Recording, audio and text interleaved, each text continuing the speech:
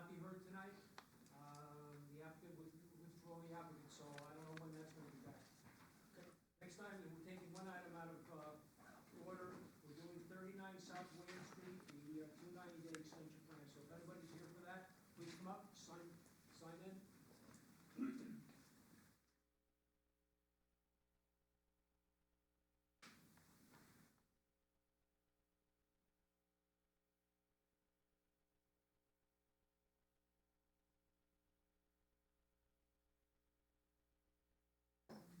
State your name and address, please. Edward O'Hara. Okay, let me just read it. Consultant's report.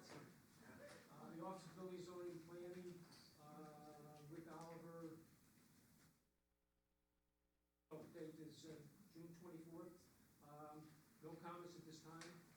Department of Environmental Management and Engineering, July 7th. This department has no objection to request for 290-day extension.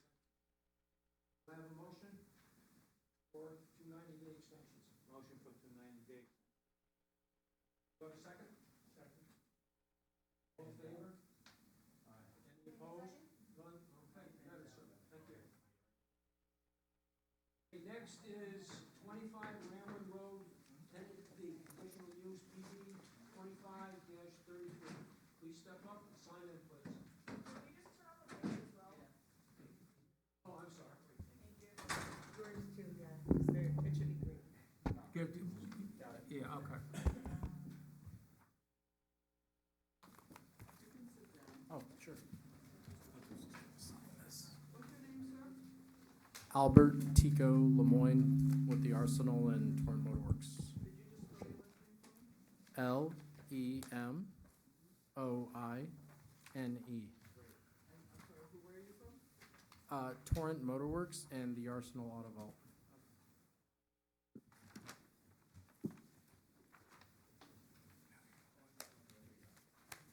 Okay, explain your project, please.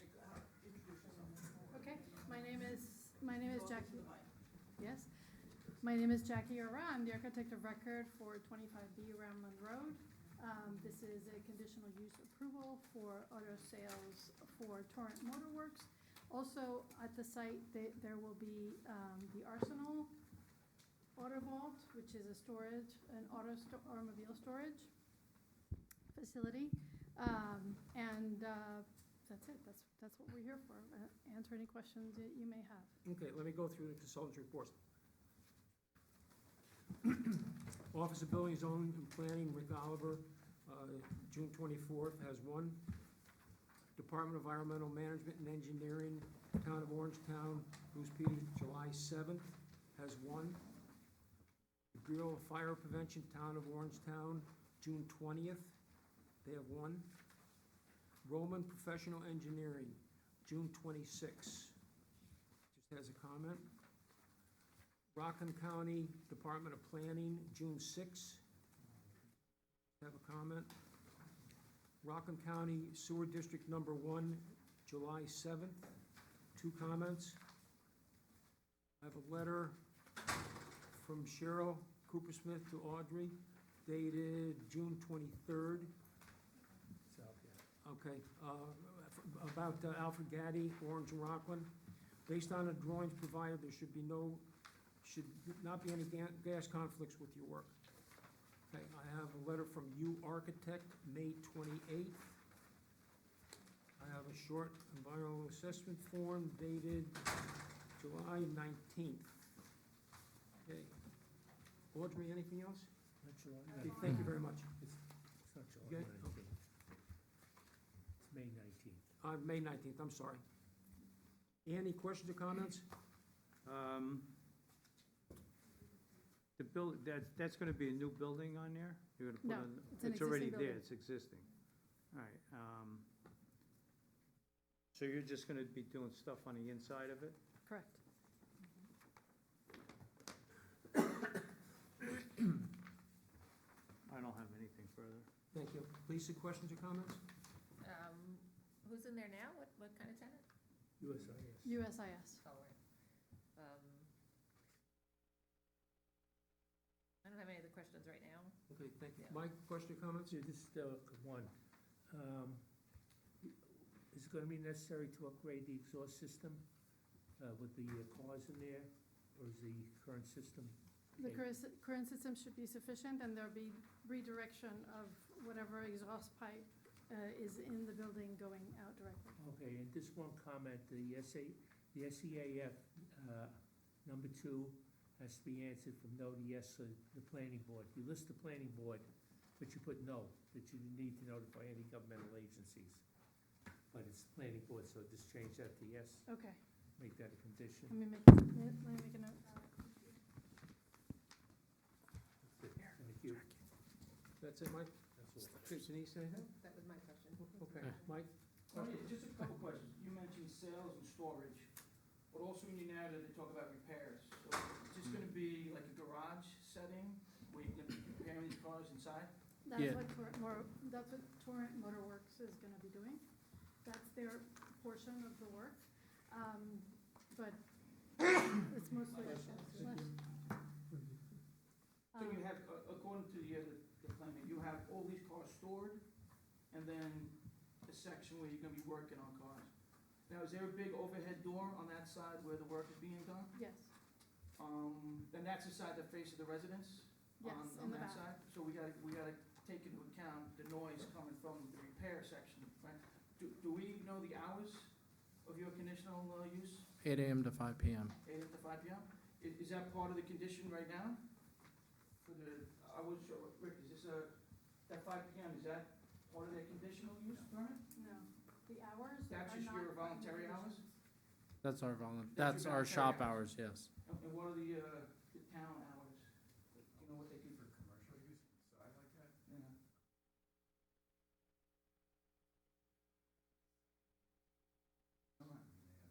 Maybe we can make that part of the conditions, that we hold you till 5 PM, you know. There may be activity after 5, I mean, just because it being a shop and there's car storage, but we're very low volume. Yeah. Where you only work with exotic and luxury cars, so it's mostly Porsche, Ferrari, Lamborghini. And the brands that will be stored in there are mostly luxury, exotic, and classic. All right, yeah. So I that's like not a what high- it's up on the website. Oh, yeah. cars you get there. One other thing, our fire prevention did mention it, but the Roman Professional Engineering says the fire system needs to be upgraded. We have a letter from the MEP engineer who did the sprinkler system, and he is saying that it is, the system that's there right now is adequate. So there is a sprinkler system, there is an alarm system. All right. Yeah, that's only my concern, be those hours. If we can lock you into certain hours, like you said, that overhead door, they're not used to car repairs over there. You know, that's why this is conditional use. If we can limit the noise and limit your hours so that the residents on the other side have a little, you know. Well, whatever the hours are for commercial use in the zone. Yeah, but you're saying 5 and. Yeah, but yeah, This is a conditional use, and maybe we can make that part of your condition. Well, let Yeah. me just ask a question, Mike. Yeah. You're not gonna be working on these cars outside? No. You're No, gonna be in the absolutely not. garage, Yeah. closed Inside. door? Yeah, Correct. just, I can Yeah. imagine that overhead door And being open and. We don't use air tools. We use electric, so there's really not the brrr, that's not happening. It's mostly electric tools, and most of our lifts are pretty quiet. Even the compressor is silent type, so it's, because we do have neighbors in our current facility where we're at on 303. All right, that's all I have right now. Thank you. Thank you. Matt, any question, comments? What sort of repairs do you do? Is it the normal, like, auto body stuff, or is this just sort of tune-ups for people who are storing the cars? We don't do anything with auto body. It's maintenance, repair, and upgrades. So like customers, most of it's maintenance and repair with the Porsche, Ferraris, and just because they're high maintenance cars in a lot of cases. We, obviously aside from the car storage portion of it, everything else is mostly hands-on mechanical. There's no like body paint, adhesives, none of that. We're not, we're just mostly mechanical. I don't know if anybody's been to the shop where we're at now, but it's, And yeah. it all stays inside? Yeah, it all has to. The value of the cars is it has to be you know, we can't work on these cars outside for dust reasons and just environmental. I mean, the only time something will be outside is if, for some reason, if it was like overheating or something where it wouldn't be safe in the building and, you know, we notice something like that, but no mechanical repair will be done on the outside. Okay. Bruce, question on that? Okay, thank you. Need a copy of that fire report. Here we go. Can you keep it? Yes, of course. It's down to- I Oh, you have Oh, it you have already? She has it. Oh, okay. I've already Okay, seen it. thank you. Okay. Okay, can I have a motion to open up to the public? Motion to open public portion. Do I have a second? Second? Okay, all in favor, aye. Okay, anybody from the public wish to speak on this project? Mandel, Oh, I'm Andrews. sorry. And Andrews second. There's a microphone up there. Am I allowed to ask questions? He asked the board questions, and we'll, if we can, we'll answer them.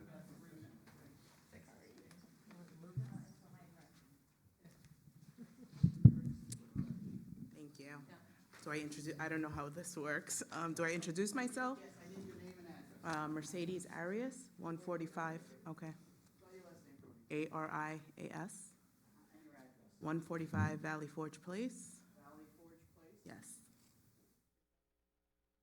That's directly behind 25 Ramlin. Thank you. Just talking to the mic. Is the mic on? Yes.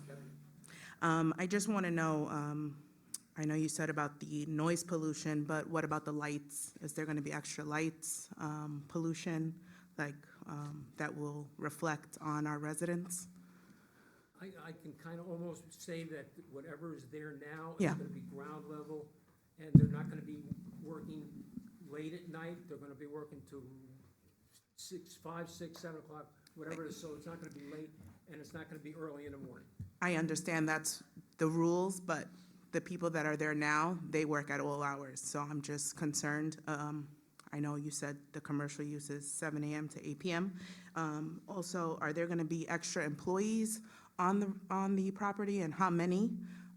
Just because I know the employees that are currently there now do hang out after hours, so as a parent, I'm a little concerned. Roughly how many employees we have? I think the maximum we'll have on site at any time is 6 to 7, and it will only be during business. We don't have anybody loitering. We all have kids too, Right. so, Okay. Right That's after it. work hours, they're going home. yeah, and That's it. there's no lighting on the outside except for we don't do any work on the outside, so it's, Thank you. You're Thank quite you. welcome. Anybody else have any questions or comments? Motion to close? Motion to close public portion, Mandel. Second? Second, Andrews? All in favor? All right. Any opposed? None. Okay. Motion to issue the conditional use permit, right? Okay, motion for lead agency first. Okay, I'm sorry. A motion for lead agent, Motion for lead agency. Mandel. Do I have a second? Second. All in favor? Aye. Aye. Any opposed? None. Motion for neg deck? Motion for neg deck, Mandel. Second, Andrews? All in favor? No fighting now. All in favor? Aye. Any opposed? None. Motion for conditional use permit? Motion for conditional use permit. Subject to conditions. Okay. Do I have a second? No. Okay, I gotta read the conditions then. Okay, I'm sorry. Tom, Yes. I think that they should probably get IUC approval, right, for, you're gonna be fixing Yeah. cars, there's gonna be equipment in there. I'm sorry? They're servicing cars, Same, and yeah. equipment, so I think we're gonna have to, make one of the conditions. I see, yeah, it's, any of the equipment's gonna be, yeah, it's all it's all regulated, and we have to get it inspected yearly, whatever we need to do. Okay. Yeah. But that's on the board, right? I'm sorry? That's another step for them, right? I just think it should be one of the conditions. Yeah, that'll be one of the Apply for conditions. that and go through that as Yeah, part of the process. that'll be one of the conditions. Yeah, that's fine, Okay, yeah, all right. it's all certified equipment, so. Right. Okay, Office of Building and Zoning Planner, Rick Oliver, the May 24th letter was one. The Department of Environmental Management and Engineering, July 7th, one comment. The Bureau of Fire Prevention, June 20th, one comment. Okay, Roman Professional Engineering, June 26th, have one comment. Rockland County Department of Planning, June 6th, one comment. Rockland County Sewer District Number 1, July 7th, two comments. June 23rd letter from, June 22nd letter from Alfred Gaddy, Orange and Rockland, one comment. And that's it. Do I have a second? Hold on, we gotta add the conditions. Do we put in Rick's comment? We have to put in a condition. Right. You gotta put in Rick Oliver's condition. What do you want? The condition is that the applicant must be before the Industrial Use Committee.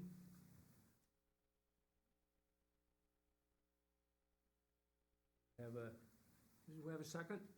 second. You said something about your revision to the EAF? Yeah, I was gonna go, you wanna do more one shot or each one separately? Okay, we can do one shot, okay. Yeah, the SEAF, question number 2 has to be changed to yes.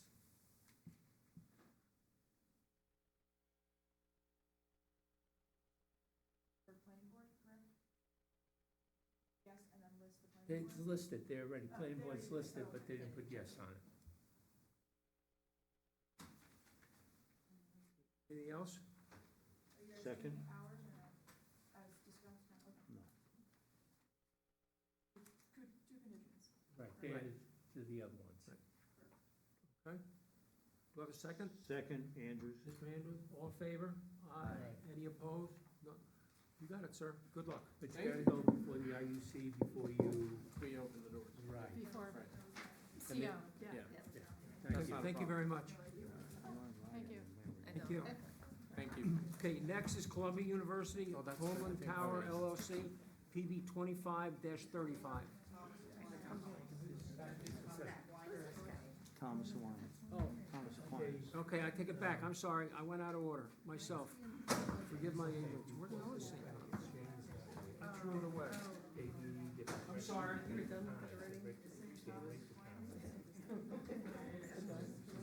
I got carried away. St. Thomas Aquinas Fitness Court Site Plan, PB 2534. I'm sorry, I saw you get nervous there. So you should. Joe Donini, D-O-N-I-N-I. Ryan Nash.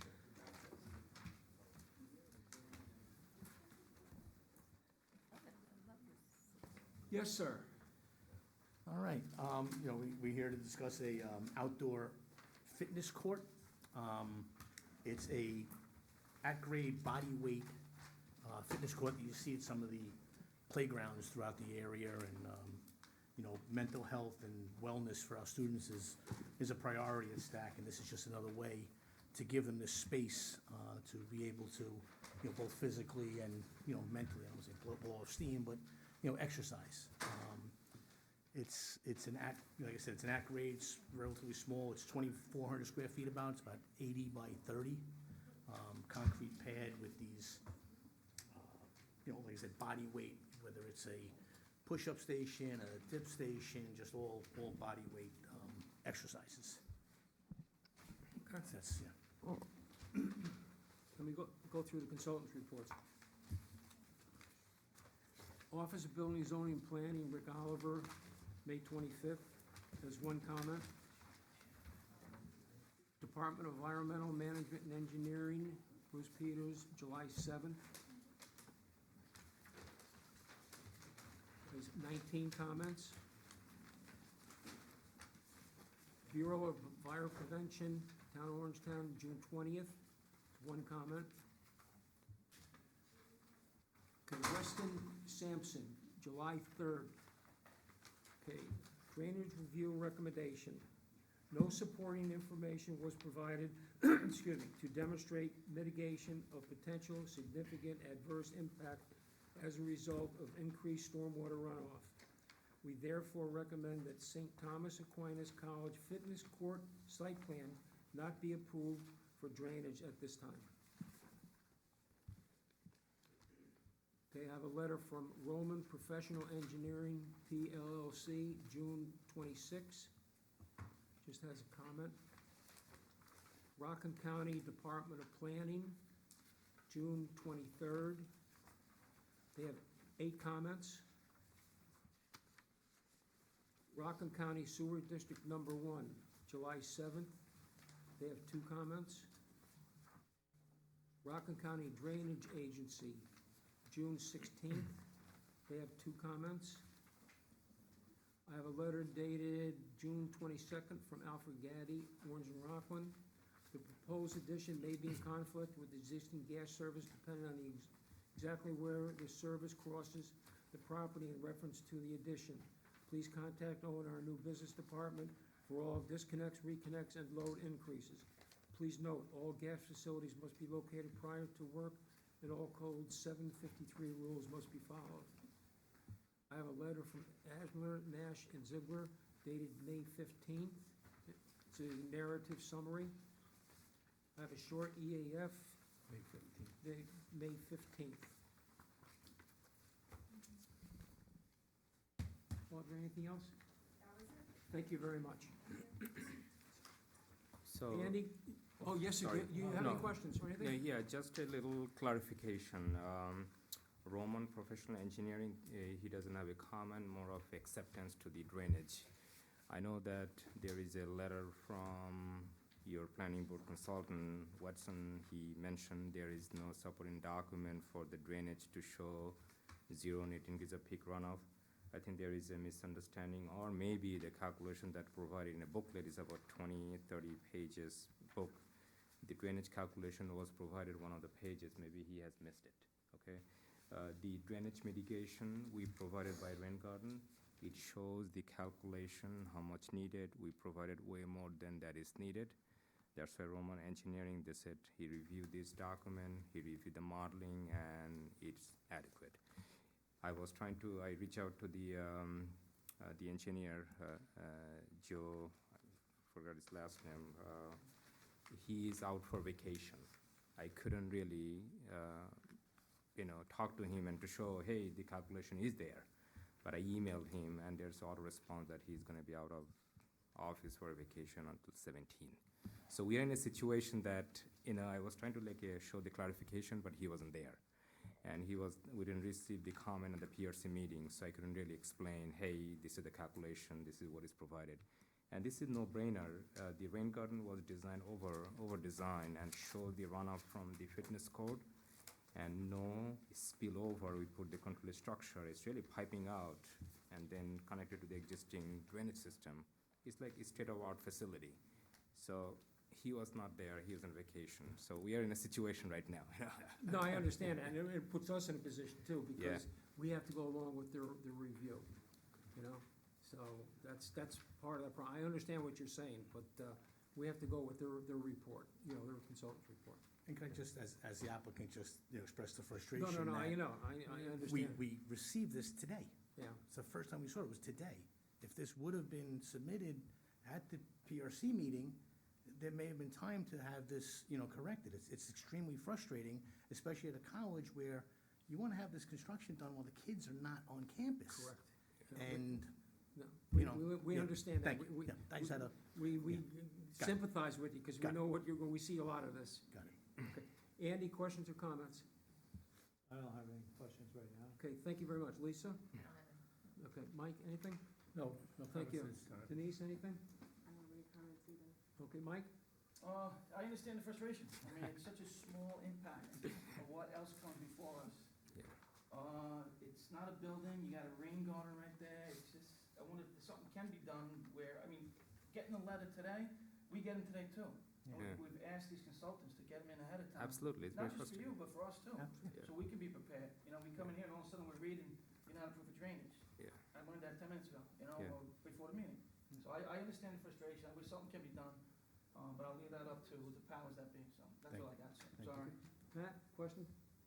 Bruce, questions, Well, the comments? only thing I think we could do is try and get him on the next available meeting.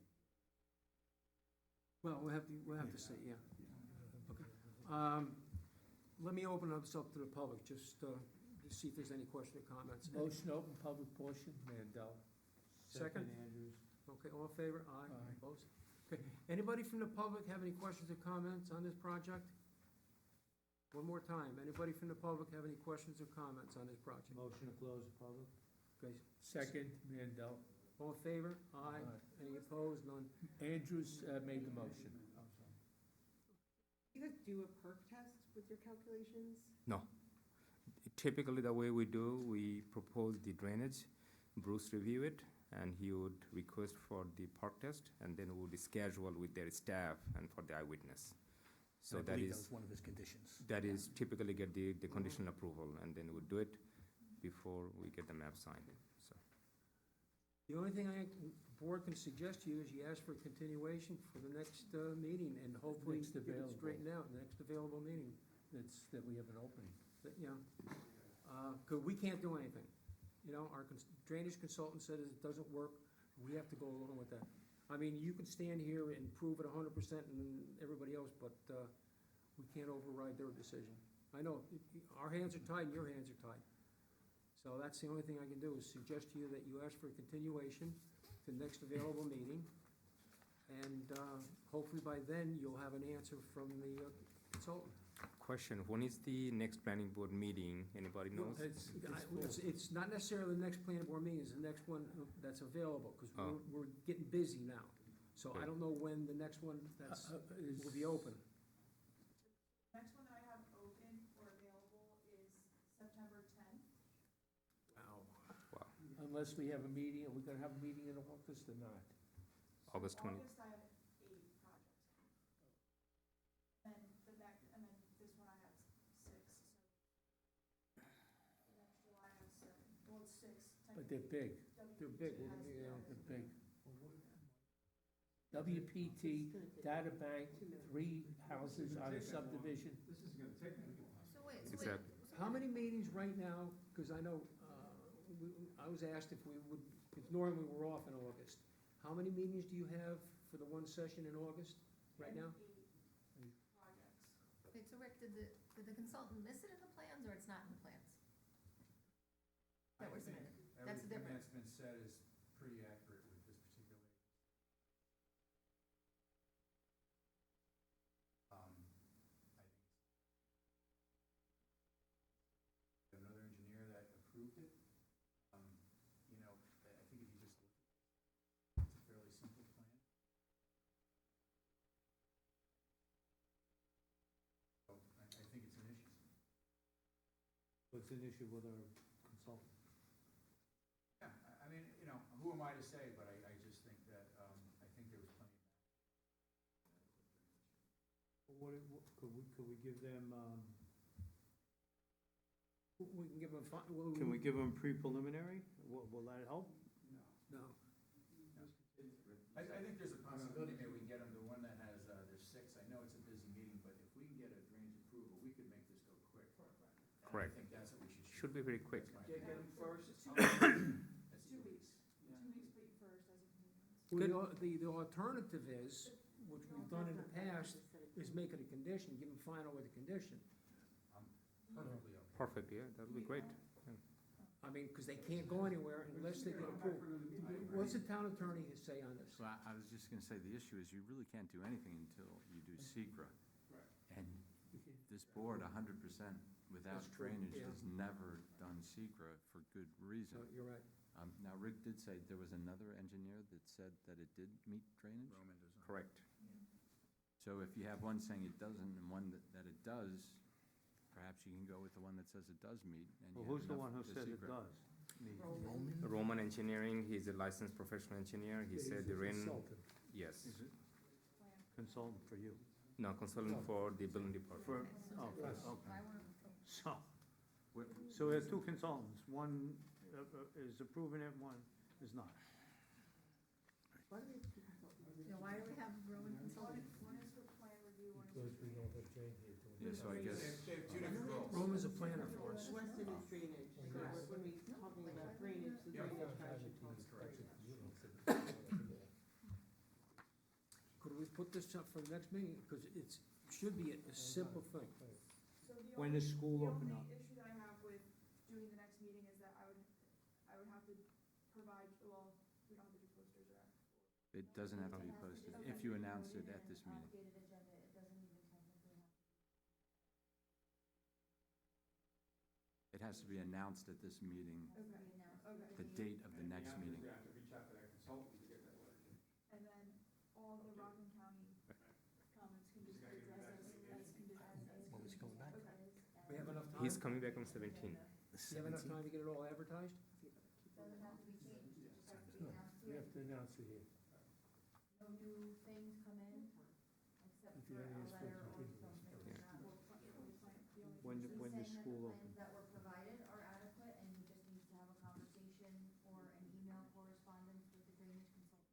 Nothing new comes in other than letters, right? Correct. I actually emailed this morning, and his auto response that Right, he's out so of that means no new submissions, office for vacation. just an announcement of a date and a change of an agenda.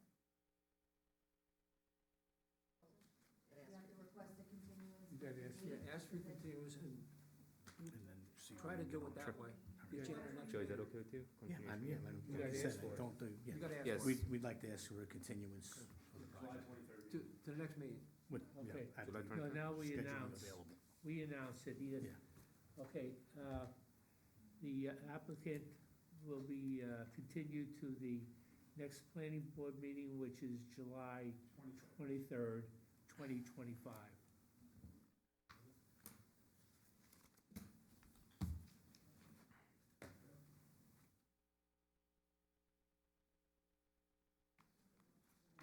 That's the problem with the Brooker, when the new company, You know, it's again, this is again, horrendous. you pay a This is fee unbelievable, for you know. these Everything is reviews. on everything for us. You guys are paying a consultant, and it just feels that you're not getting, we're not getting the service.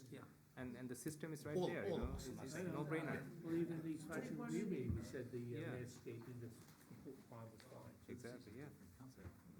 When does school start? Well, some of the athletes come back the second week of August, but full force the Tuesday after Labor Day.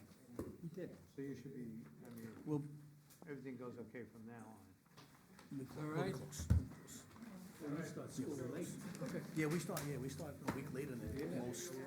So you asked for the continuation from July Continuance. 23rd. Thank you. Okay, thank you, folks, All right. thank you all. For the next available meeting, we put it, that's why we do it that way. Yeah. They can ask for it to next.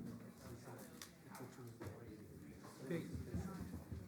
Next is Columbia University, Homeland Towers, 2535.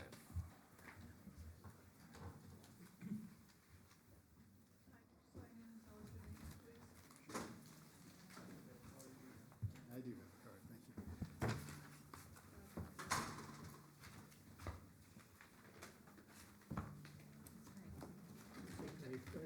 Another Just card. beat me where I'm sitting trying to get my job, you know, kick the ball down, you know, shit is really all over. You don't have to hear any questions.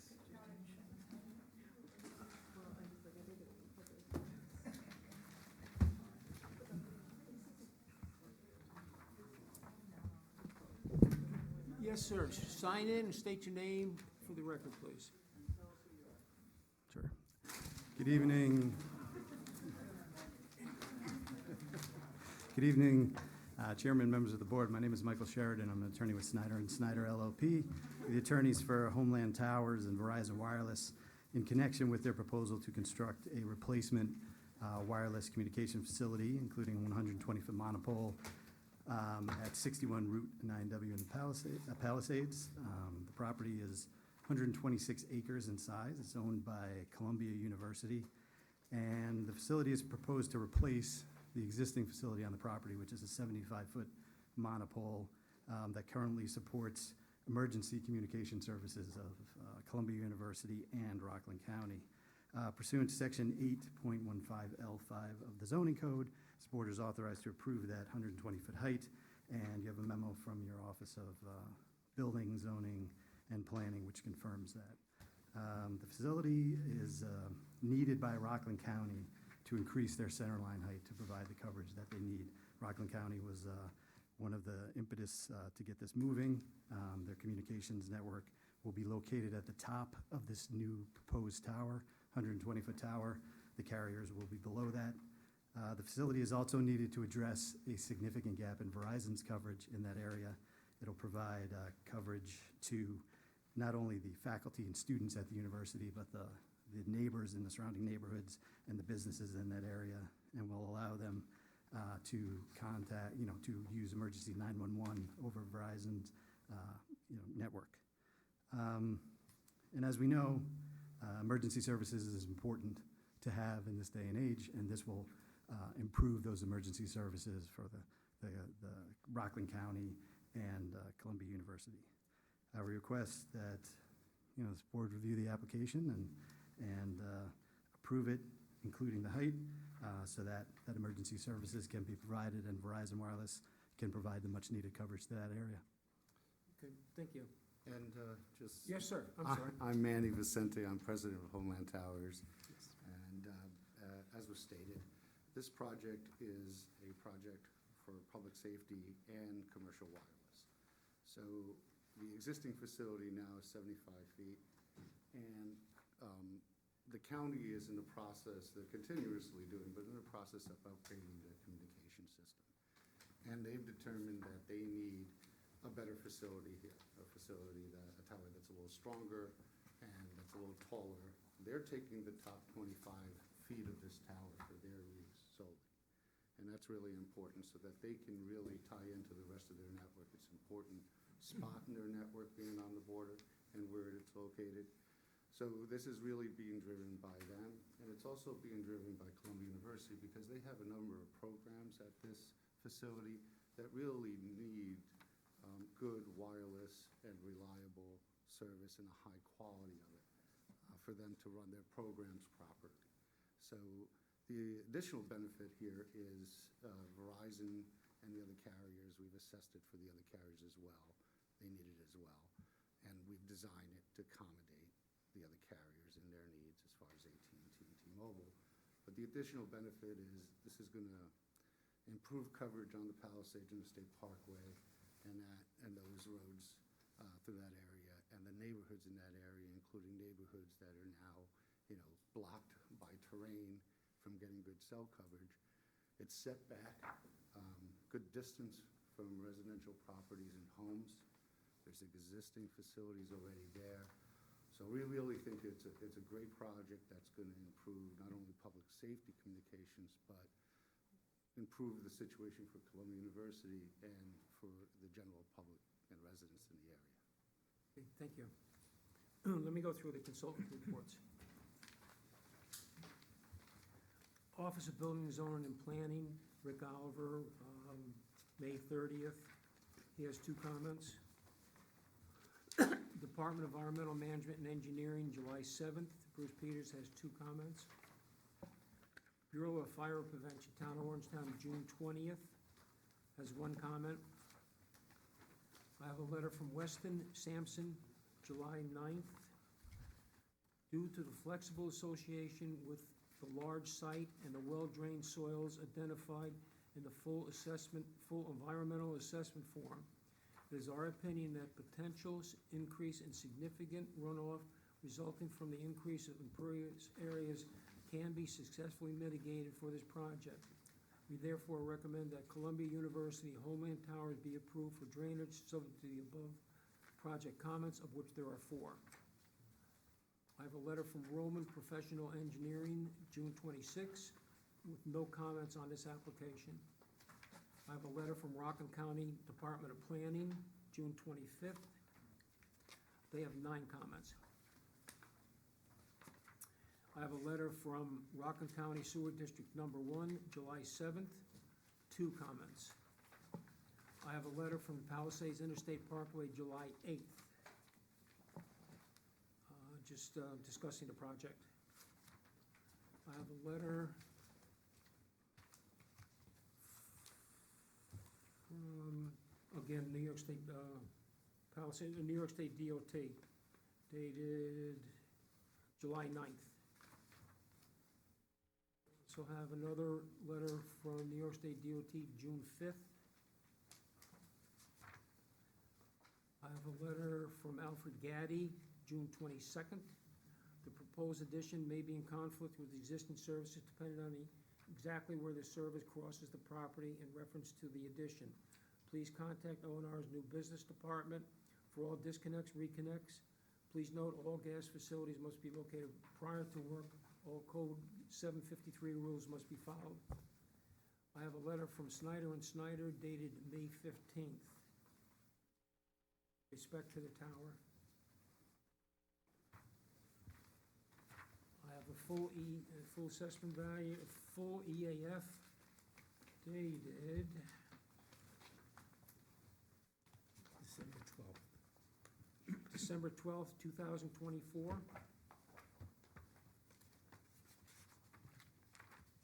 I think that's all in this pile.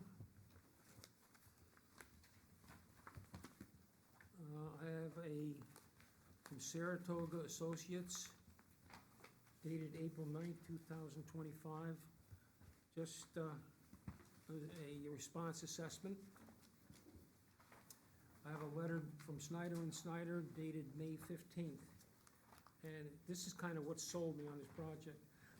There is an existing 75-foot monopole, existing facility on the property that supports emergency communication services equipment for Columbia University and Rockland County. Rockland County needs an increased centerline height for its emergency communication network, and it's proposed to be located at the top of the facility as shown in the plan submitted herewith. The facility is also needed to address significant gas and service for Verizon, but that's, in my opinion, that's what sold me. I have another, this is the EAF. This is referring to plans. Columbia Climate School, dated, a letter from Columbia Climate School, dated November 11th. I have another one from Columbia Climate School, February 11th.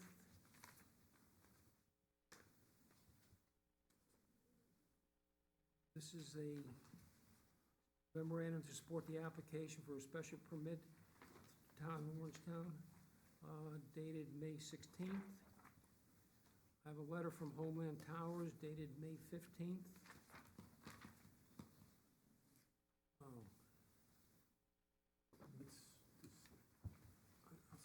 believe that's a title report. Huh? That's the title report. Yeah. Okay, we did the full EAF. I have a letter from Wireless Applications Corp. dated December 13th, 2024. I have a pamphlet from Pinnacle Telecom Group dated January 6th, 25. I have another one from Vicom Telecommunications Engineering dated January 10th. I have another letter from Homeland Towers, February 14th. And that's it. Audrey, anything else? That's it. Thank you very much.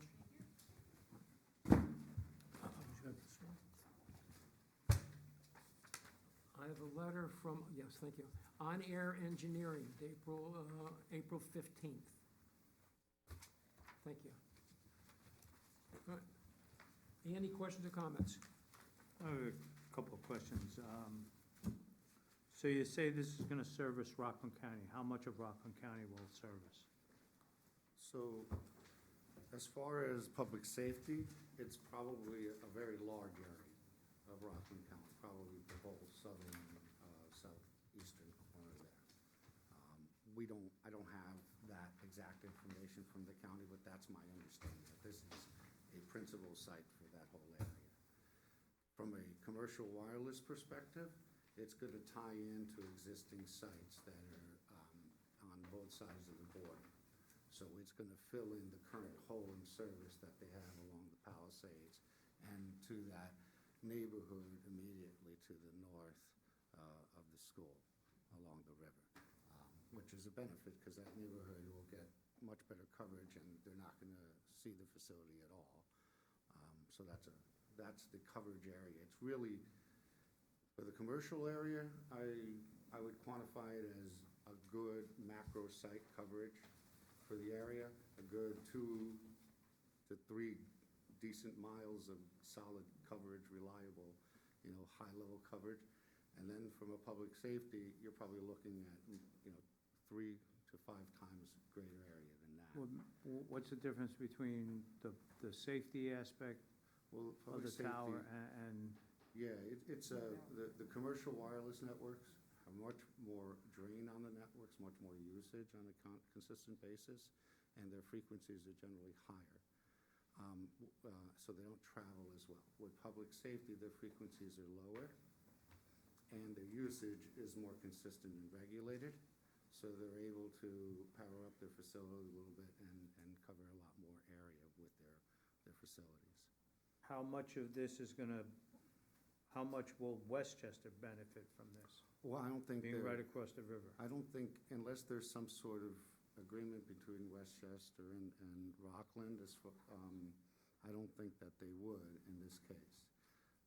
I know that there are instances, if there is no coverage on the other side, that it would come to the next available site in like an emergency or something. But on a regular basis, they're two separate systems. So the tower that's now is 75 feet, Correct. and it's pretty well hidden. It is. So now we're gonna add another 45 feet on top of that. Well, Per that one's se. coming down. I know, that one's, but you're And, gonna add yeah. another 45 feet on top of that. How much of that tower is gonna be seen? Well, if you look at the VRA and the view shed, Mm-hmm. do you have that? I think it's a really good story, actually, because Can we put it on the big screen? yeah, let's do that.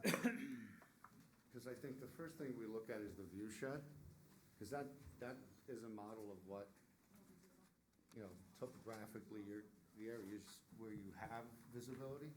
And then what we did extensive shots throughout the area and in parkland, related to, where you could see it, where you couldn't. This is, not sure if this is the VRA. It's the Saratoga report.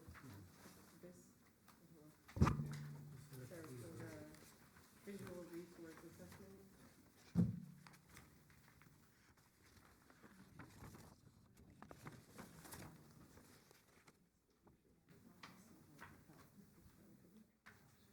If you look at the Saratoga report, there'll be a view shed map, and that's a good starting point to look at. This map. Yeah, I saw that somewhere. Yeah, so when you look at this map, because it's a scale that's pretty far out, it'll show you most of the visibility is in the river itself. But as far as the residences, for example, to the north, there is no visibility and very little visibility on the campus itself. And then from the parks, we took a lot of different locations. It's virtually invisible other than a few tiny areas that are pointed out in purple. Yeah, I don't know, I don't think Palisades was talking about residential visibility. If you go up and down the Hudson, then it's gonna be visible. We took shots Taking from across. away from the beauty of the Palisades parkland. So is there anything we could do to? On this site, because the height really, the carrier's are already at a fairly low height, the height's really being driven by the county and their needs, so it's gonna be difficult to do that. And, with respect to the PIP letter, I'm not sure they understood the application, that it was a replacement of existing tower, that it's primarily public safety, or at least 50% public safety. And quite frankly, there's other towers, and large ones at that, on the Palisades. And, so we showed in our VRA, there is some visibility from across the river. We showed that we can demonstrate, and we showed in our view shed that there is visibility on the river, but that visibility from a distance is minimal. Right. And, the need for the facility and the benefits are great. And I think we thoroughly reviewed the parkland. As a matter of fact, we even sent information to New Jersey, SHPO, in addition to New York. Right. So we involved everybody. And quite frankly, we've seen letters like that before from PIP. And we like outfit. We've actually worked with them on projects before, so we understand what the letter stated. But in context, I think it didn't take our application on its merits.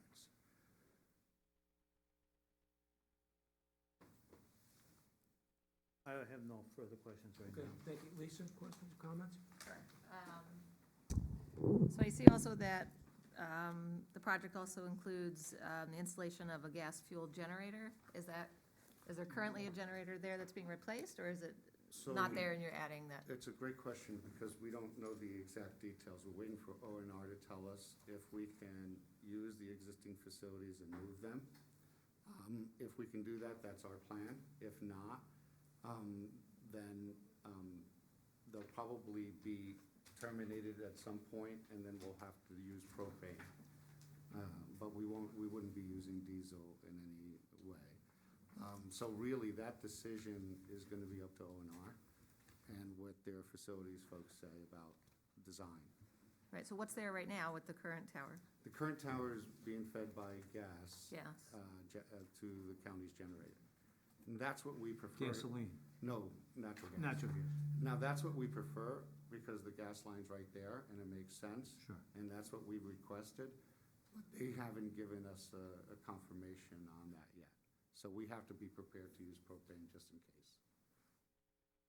Okay, so I'm just wondering, it's a significant biodiversity area, and what kind of impact that might have on, the habitat and, the animals that are there? So we did a full species evaluation with both U.S. Fish and Wildlife and New York State DEC, and that's one of the reasons why we wouldn't use diesel here. We evaluated all the species. We had biologists actually come out and check. We even had an archaeologist out there. So we've thoroughly taken a hard look at everything. Because there is no tree clearing here, certain restrictions won't apply here. We have species lettered related to anything that is mapped in the area, whether there was suitable habitat. So we've looked at it pretty extensively, and I think that's the reason why we prefer to go with the natural gas if O&R lets us. But if they don't, the backup plan is propane, not diesel. So propane has less of a negative impact than the diesel? Well, there's no spilling of fuels or potential leaking of fuels into the ground. Yeah, but you have to store it.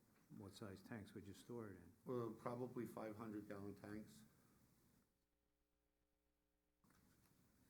I don't have any other questions right now. Okay, thank you. Mike, questions? This one, you talk about the operations of facility, the FEAF, going to be unmanned, it will operate 24/7 after completion. Will the site have a security system? So, yeah, it has a remote monitoring system that also does the temperature, cooling, and heating. And it's tied to a logistics center that monitors the entire network. So when there's an alarm of any kind, they'll dispatch workers there. So that's how it works. The facility is locked. It's also on a campus that's secure. You put in barbed wire fence around it. Well, honestly, we don't like to do that, but that if the code says we should, that's what we'll do. Yeah, because you listed it on your. Yeah, it's probably a code requirement. Okay, nothing. Okay, thank you. Lisa? What would go into alarm?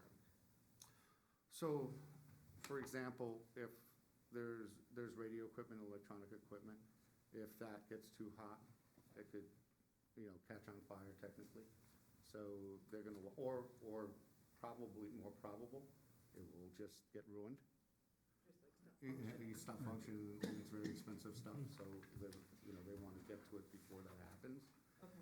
Same thing if for whatever reason it's not working, it can freeze in the winter, and they don't want that either.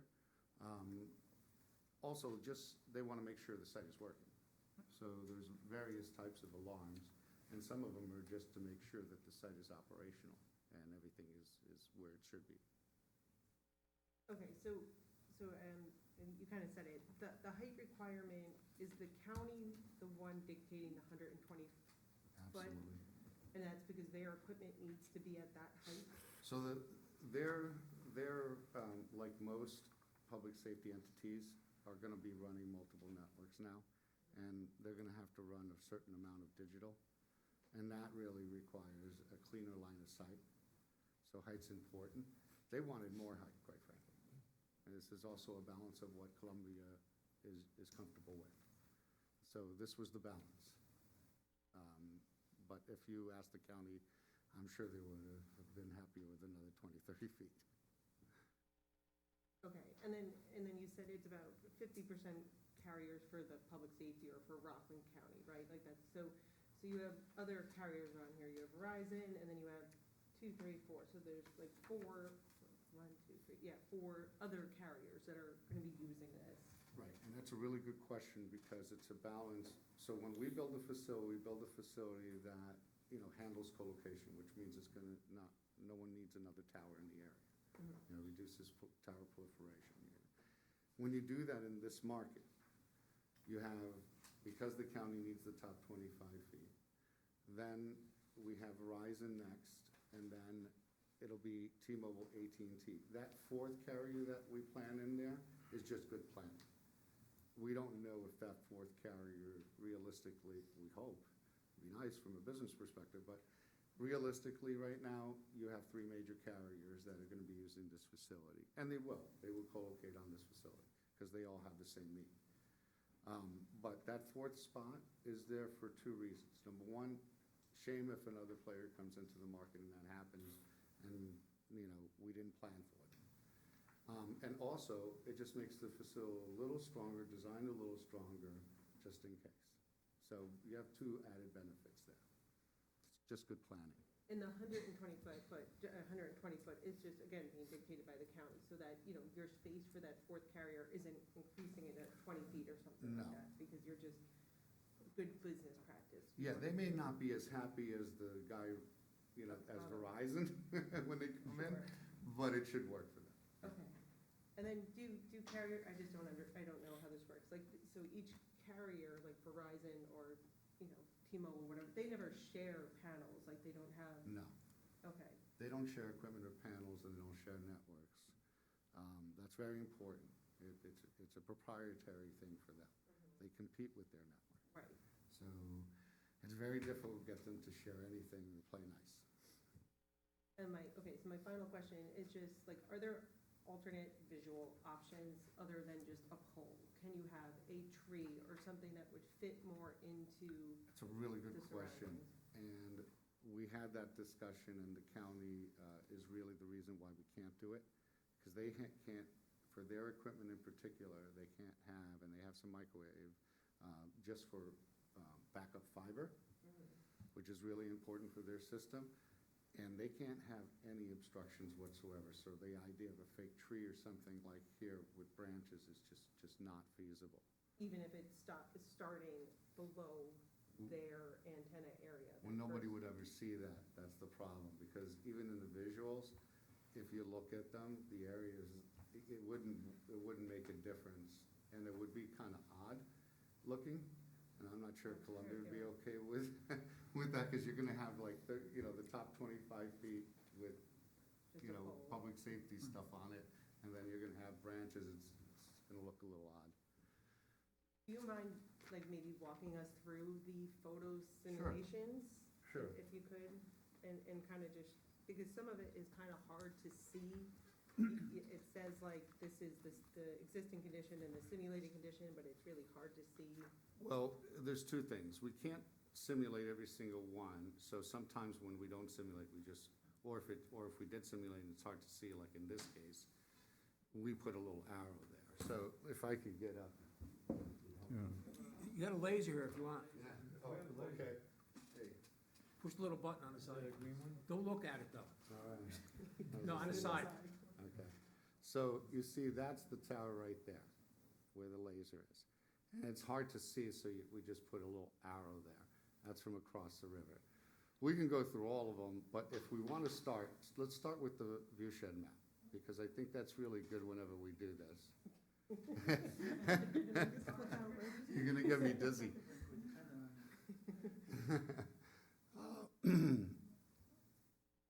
One more up, I think.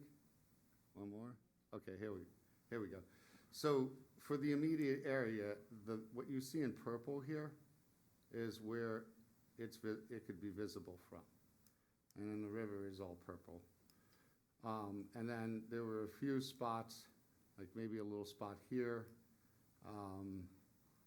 There's a map just to the north of that where you see just one more up, I think, where you can see a little bit better. Here we go. Yeah, that's it. So if you see, there's a little spot here that's purple that we actually took photos from and sent it to SHPO. There was a spot here somewhere, I think right here or somewhere that we took. So we're pretty, and then we took shots along here, along the river on the other side. But there was no visibility in this area at all. There was no visibility up here. Can you explain why? Is it the topography? Like why? So it's topography, and it's not, as you guys are looking at this facility, oh, it's really tall, it's 125 feet, but the average tree height in a lot of these areas is 75, even 85 feet. So you add topography in that, an angle, and it's very difficult to see things from a distance. You need open fields, and that's why when you're in a river area, you're gonna see it pretty good, because there's nothing in between. So you got an open field or an expanse, you're gonna see it well. Otherwise, it's gonna be very difficult. But we think we've done a very thorough job, and we're really happy with the results, that it's not very visible, even on campus. And I think if you look at the facility today, you probably don't even know it's there. So it isn't a decent location. Maybe that's why the county put it there in the first place. But overall, it's a good project, and we think the visibility is really low. It's actually a little bit greater on the other side of the river, but once again, it's so far away that what are you seeing? So usually when we tell this story, it's not such a great story to tell. This one's pretty easy to tell. Thank you. That was all I had. Mike, anything? Oh, yeah, just to, piggyback on a few, you gave us a lot of good information. When I first saw 75 versus 120, I'm like, oh my God, that's so drastic. So I'm reading through your stuff, there's some local ones that are 140 feet high. So I like that it's away from a lot of the roads. I think they put one down in the Pearl River train station, and everybody's going nuts, and now nobody even knows it's there. I think they put a flag on it, and people salute it now. But it's this is away from the neighbors. The only, I guess, issue with the Palisades was the view from Westchester. And I still, if you can scroll down, I think the simulated view will give you an idea of what they will see from shot number 42.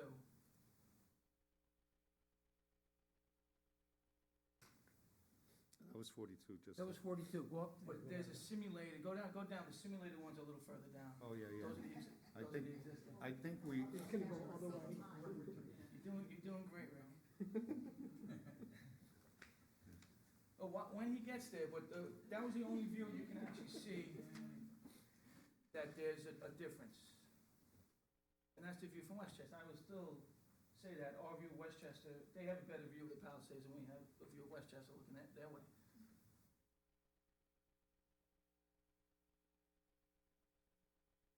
there's a simulation, Yeah. here we go. Right, so that's existing. The next one Right. should be the simulated 120.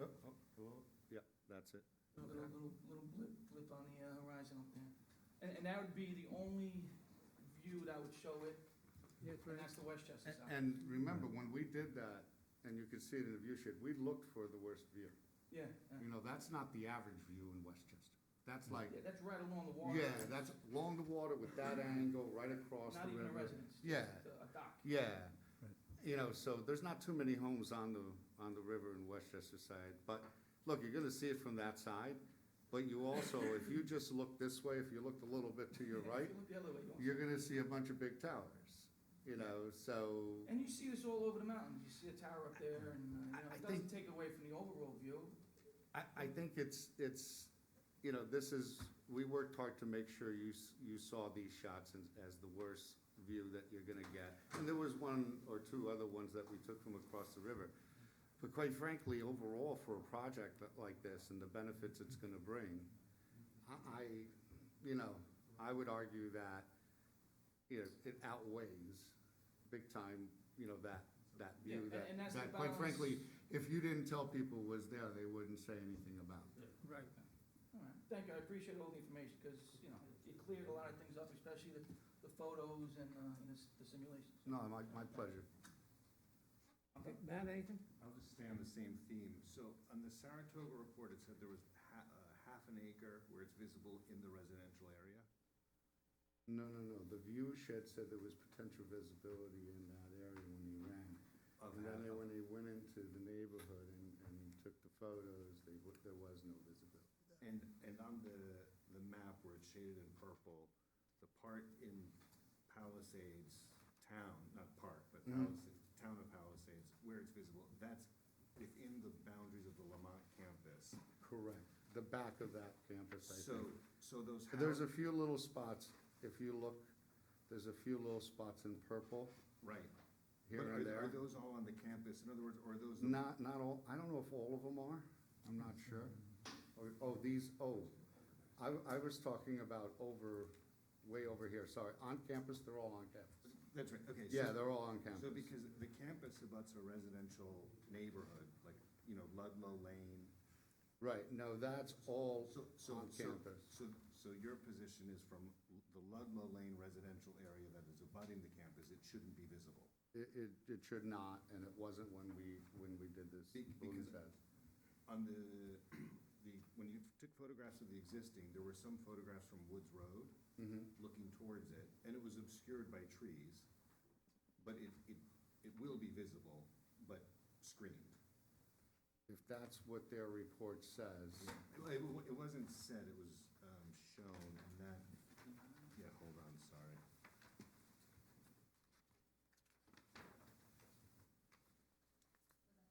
Trees, but there was no leaves or anything on the. Yeah, existing view 59, Okay. figure B5. Do you have the simulated? Yeah, I mean, it's, Is it the simulation or the view? The view, oh, that's 16.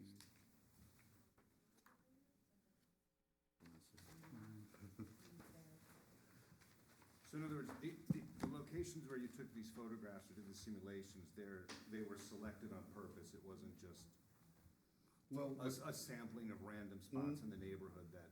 no, it was, we always reach out for input from the town. If we don't get it, then we try to be as thorough as possible. Saratoga actually kind of, helped the DC formulate the standards for doing this. Yeah, So that's they're the one. very good at it, and I wish they were here to speak to it Yeah, as yeah. professionals, because I don't want to misspeak to any of their No, work and it's hard product. because you really want to zoom in and zoom in. Yeah, so, let me see that view. Yeah, so I would say that, depending on the angle here, the new, if that, I'm not even sure if that's the tower or branch that it's, is pointing to. The other thing you have to understand is they were here because I've seen them do this. Just because it's the point of that arrow, doesn't mean that's the exact spot. No, and So- you see telephone poles, I mean. Yeah, so There's other things. Look, I can't sit here and tell you that if you're walking and you're at the exact perfect angle, leaf-off condition, that you're not gonna see something. I can't say that.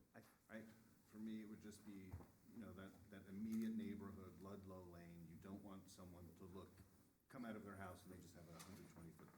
I don't think that's the case here. I think that would be fairly impossible based on the study that we did. I just had some questions, not on the views, but on function. So in that neighborhood of Palisades, I know people have called 911, and they pick up in Westchester, and they can't dispatch Yeah. responders because they have no idea, So the reason why the county needs the height, and the reason why that's happening, it's called shadowing. So that neighborhood goes down towards the river. Yeah. Is a much lower elevation than, if we had the topo map, has much lower elevation. And the signal can't get in that pocket, okay, because it's getting blocked by trees and terrain. By going a little higher and actually using different type of equipment as well, you can now angle your coverage better into those pockets, those areas. When we did the coverage studies that are part of the presentation, you'll see that in the coverage propagation maps that we did. So that's not something we're hoping happens, that's something you're saying It will will, happen. because If you're down by the river in Right. the town of Palisades, you will now have you call Rockland, 911 and it you would get, dispatch the not, it goes right right. down the hall. Right, and more importantly, it's more reliable because the service that you're using to dial 911 now is also coming from this side of the river as well. But yeah, the reason for that is shadowing. So that's why sometimes positioning of the towers in the right spot, you don't need a lot of height. But if you're not in the right spot, you need a lot of height to overcome terrain issues like that. And that was occurring sort of. Yeah, that's what's towards happening the there. And river. if you look at that topo map you have, you can see why. Yep. And lastly, I know there's a big dead spot sort of on Oak Tree Road, 9W. That's gonna get. Correct. Yep. So the cell service will be, this whole community, I mean, do you have, this is the 1 mile radius. You were saying it's 2 to 3? So I'm asking, there's a VCOM report here for coverage. And it should be consistent across all providers? Yeah, now, what I will tell you, this is a conservative report. This is like 9999 report, really, for coverage. So that means you can make a phone call in your basement, pretty much.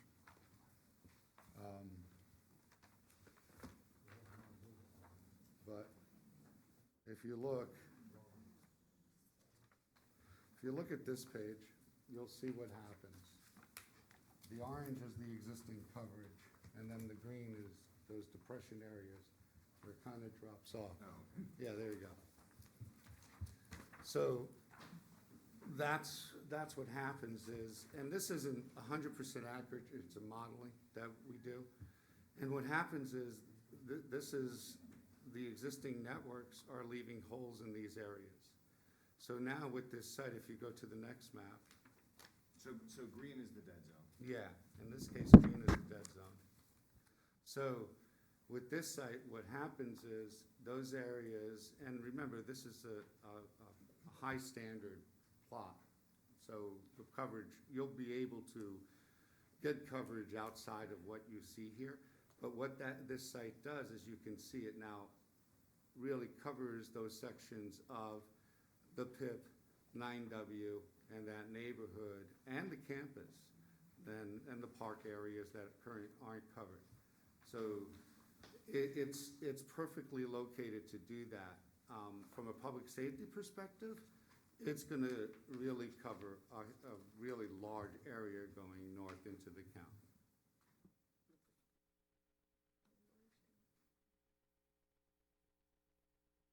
So I hope that helps, and once again, these are not perfect maps, but they give you a good illustration of what's going on.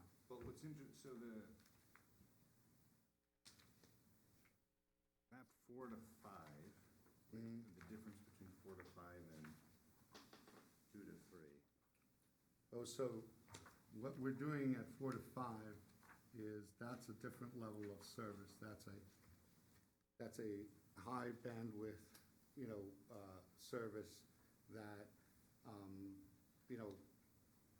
is called AWS. So this is the highest level of service you could possibly get. And the problem with that service is, because it's working at a 2100 megahertz, it doesn't propagate that far.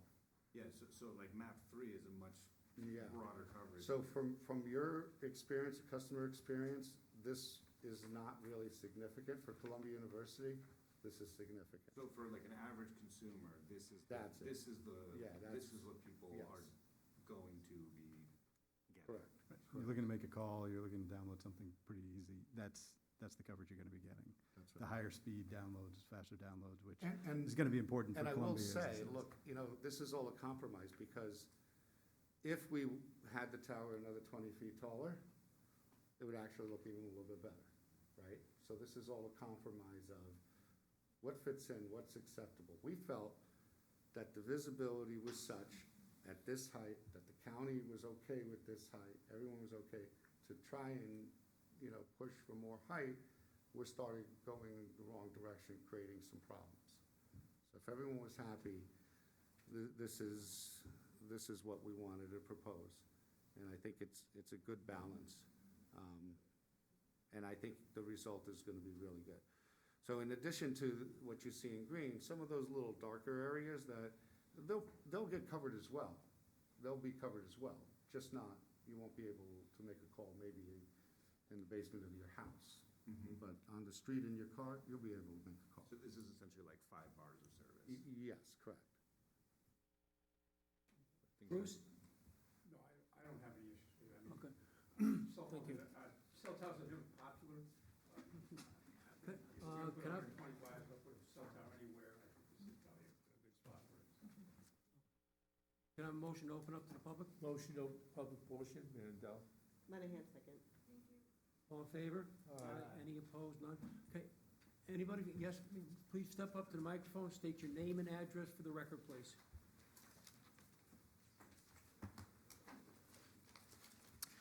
Good evening. My name's Carol Baxter from Palisades, New York. 34 Lawrence Lane. I'm right underneath Lamont.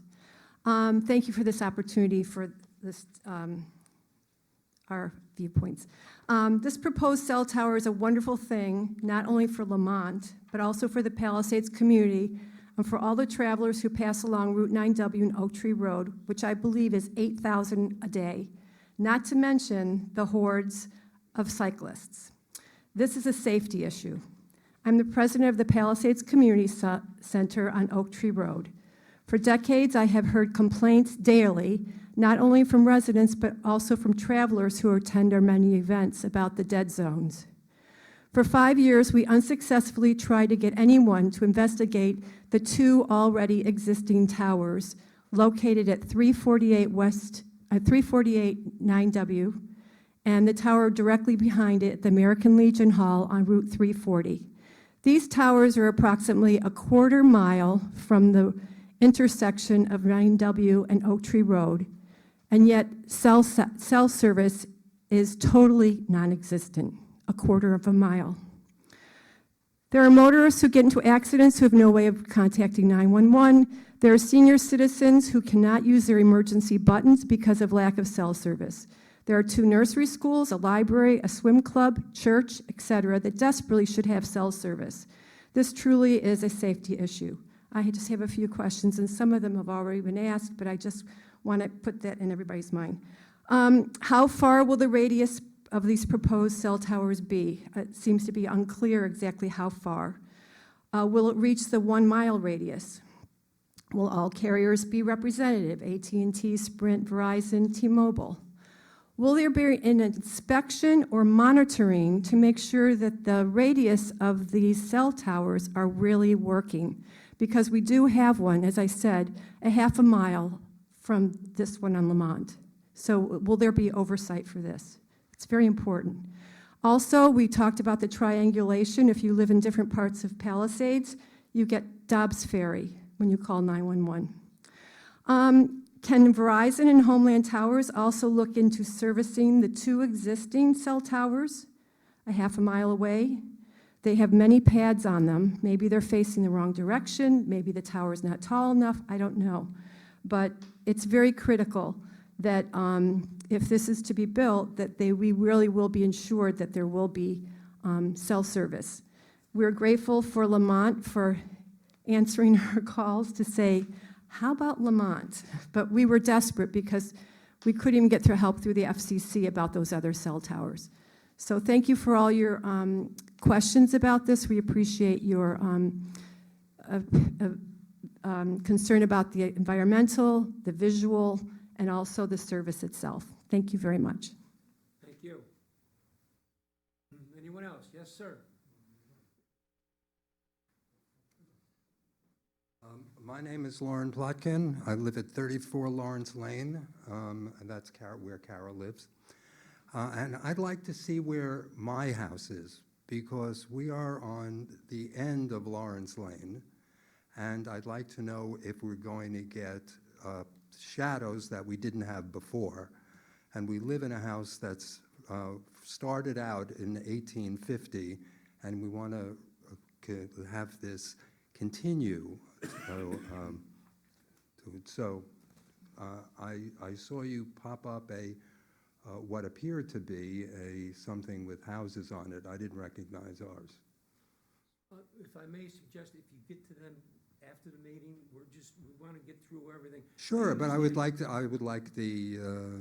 everybody aware of what is happening, what is, Well, The gentleman is trying to, what he's saying is a compromise. He wanted to go further to get better coverage, but this is kind of a compromise. No, I understand your concern, and I don't know if he has the answer or not.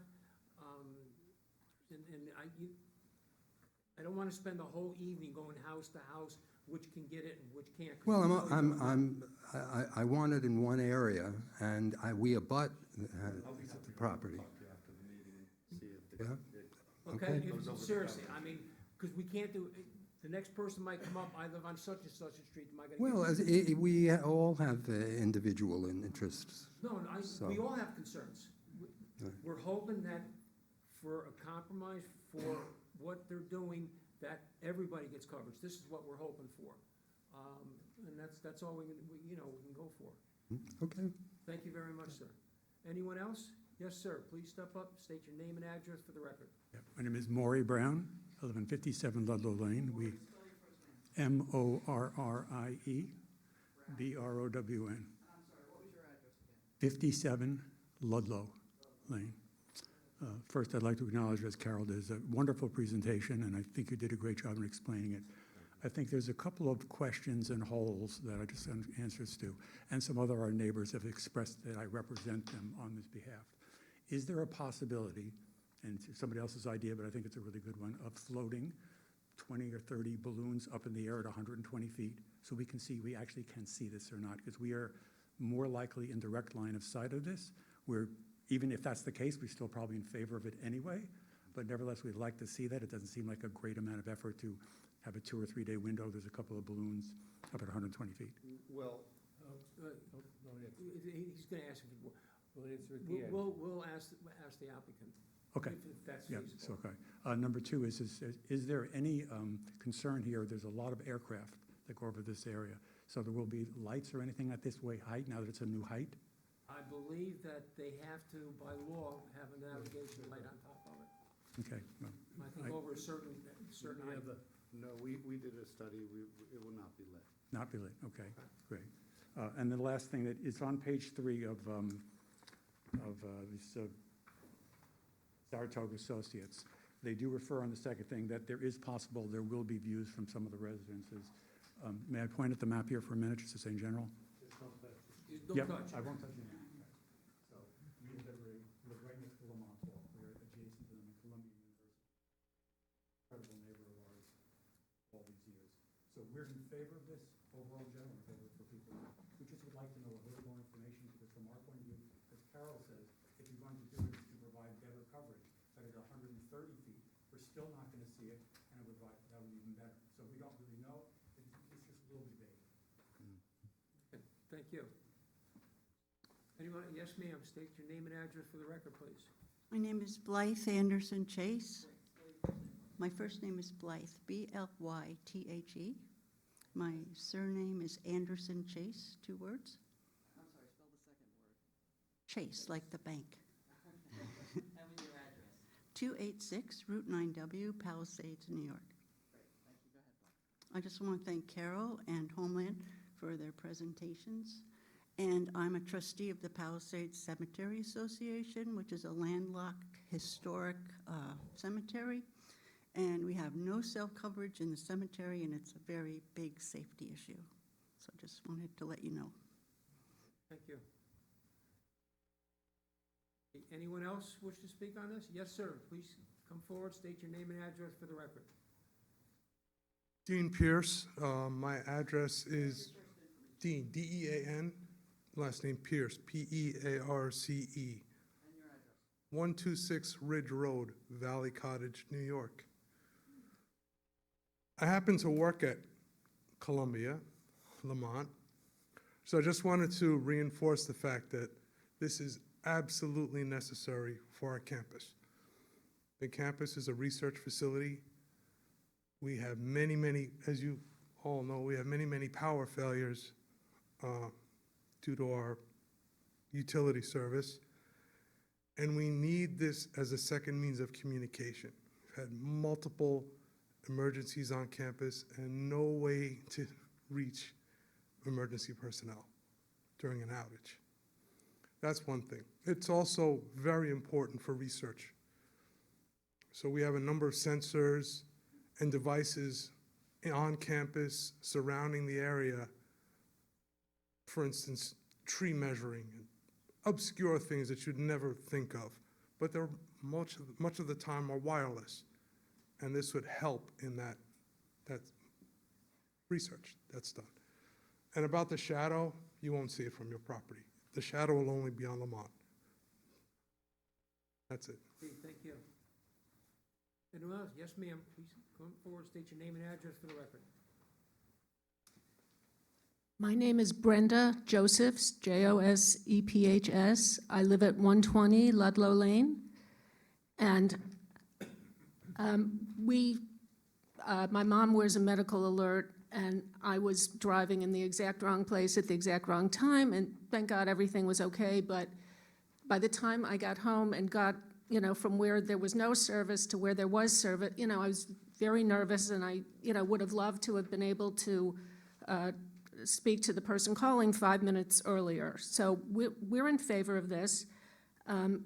Thank you, Carol, for making some wonderful points. I think if the balloon test, which I hadn't heard about, I think that would be great if that could be done, just so we have some idea, because many of us live so close to Lamont. And also, if we could be assured that once it's built, that we will indeed have coverage. So thank you very much. Anyone else? Yes, ma'am. Come forward, state your name and address for the record, please. My name is Adriana Bartels, and I live at Oak Tree Road, 659. Spell your name for me. My name? Spell it. Adriana. I'm sorry, what is it?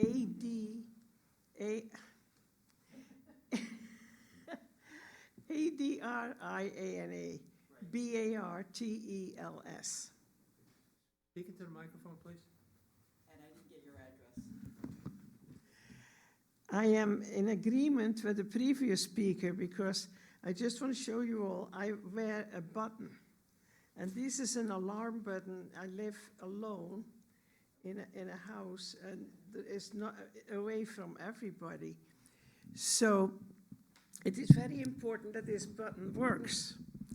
This button, and most of the emergency people are in tune with AT&T. I have had lots of problems and haven't been able to get any help because my button is tuned into Verizon. Verizon was very nice and gave me a booster so I can at least call them.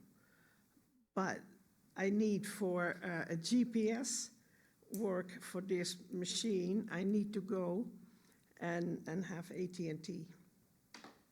So this is really a problem, and for me, it's sometimes almost a matter of life and death. Because I've had a simple procedure done, a vaccine for COVID. And the vaccine did work wrong for me, and I couldn't get up for a whole day because I fell out of the bed and I couldn't reach anybody, even though I'm paying for many years for my button. So thank you, everybody, for Carol and everybody for helping us. Maybe we'll get some help in the future. Okay, thank you. What's your address? We didn't get your address. My address? Yeah. 659 Oak Tree Road. Great, thank you. Anyone else have any questions or comments? Quickly. You see, you've already. Oh, okay. Okay. Anyone else? One more time. Anyone else have any questions or comments? Motion to close public portion, Mandel. A second? Andrews, seconds. All in favor? Aye. Any opposed? None.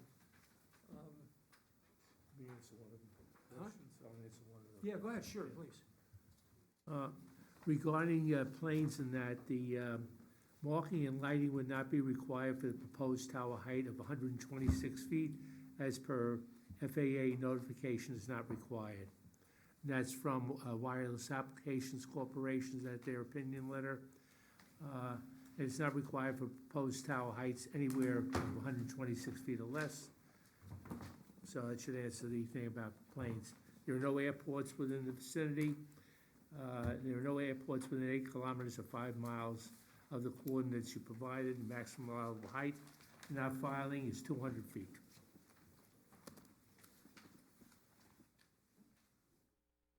And there's no lights. Not required. No, it's not required, okay, I thought over a certain, There's motion lights at the shelter area, or cabinet area. right, That's but it. no navigation light. 200 feet.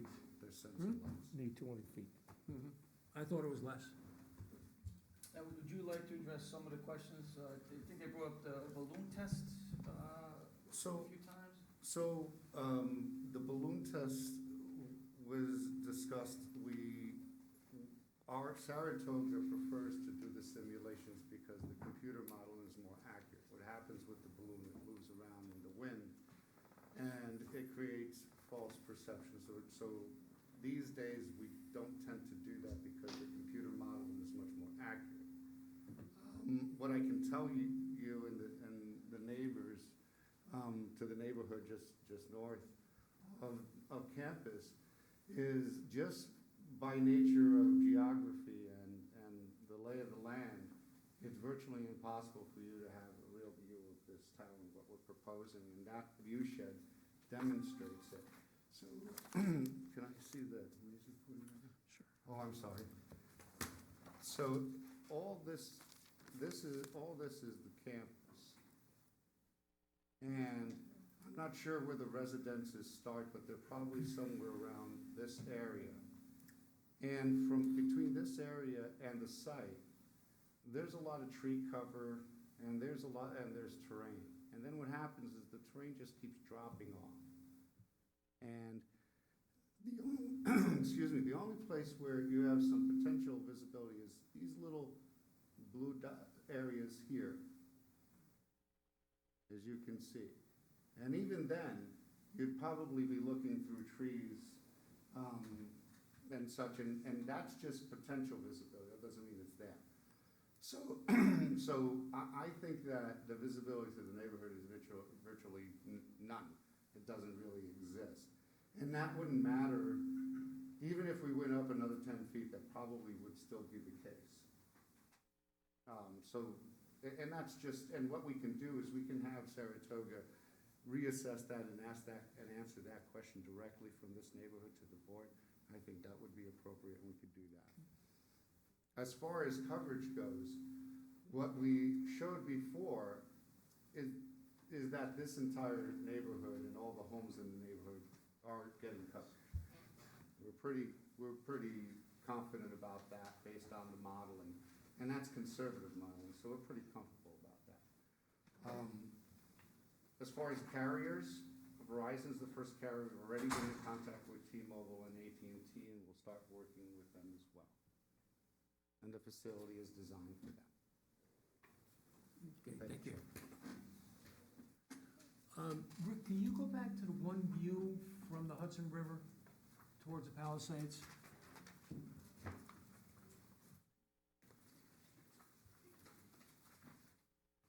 Picture 3.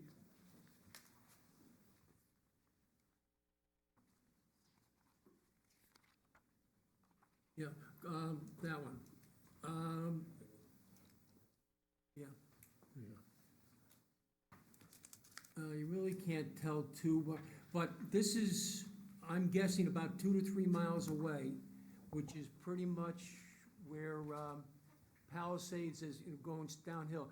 And you can see, you can basically see just a little thing sticking up in the air. So it's really not obtrusive. It's not as if you're gonna see a big gigantic thing. I think some of the people might be misconstrued that you're gonna see a big gigantic thing in the air, which is not gonna be. At the top of the tower, roughly, what's the circumference? Just to get an idea, roughly. So the steel itself is probably about just under 2 feet at the top. Okay, and then, let's just say you have antennas, which each one would be out 2 feet on either side, so you're Yeah, talking. but those antennas No, are no, I understand it, about but I'm saying, 2 inches or so. at the top of the tower, it's basically 6 feet, and you're not gonna see those antennas, and you're not gonna see a 2-foot pole, is Yeah, what I'm trying no, to say. you're basically, what you're gonna see is just the tower itself. Correct, Like from this vantage point, you can't see antennas or mounts. correct. You can just see the tower. No, I just wanted, because some of the people are concerned of what they would see, Right. you know, so. Okay, anybody else have any questions or comments? Okay, okay, motion for lead agent, Motion for lead agency, Mandel. second? Andrews. All in favor? Aye. Okay, opposed, none, motion for neg deck? Hold on.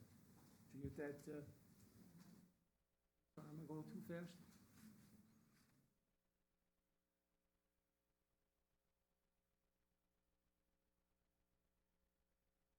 Motion for neg deck, motion for neg deck? second? I'll second it. Lisa, will second. All in favor? Aye. Any opposed? None? What do you want to do? Okay. For special permit and site plan review? Yeah. Two things at play. Okay, can I have a motion for final conditions? Motion for final with conditions, Mandel. Conditions are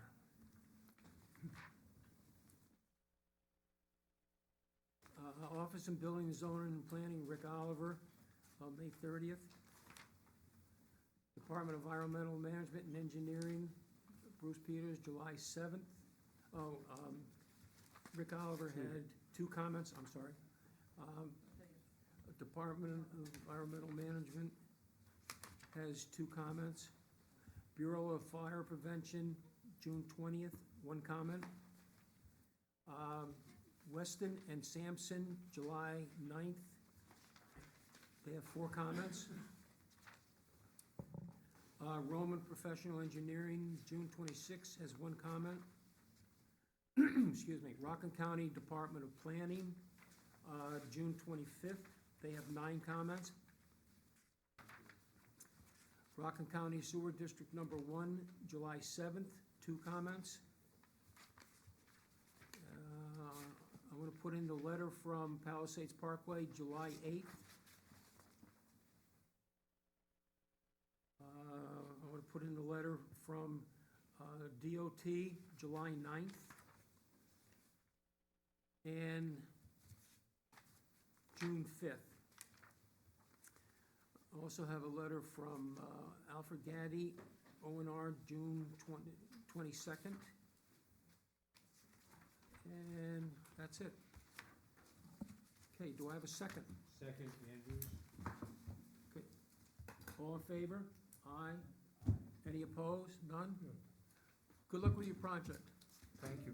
Thank you And very much. I appreciate it. Neighborhood, I hope this fixes your problems. Nothing's guaranteed in life.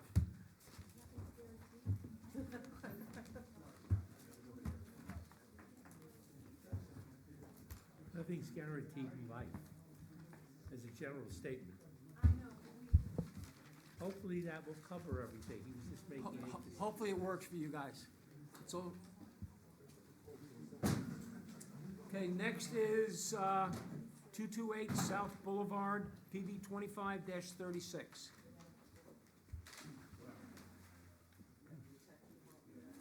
How you doing? Good evening.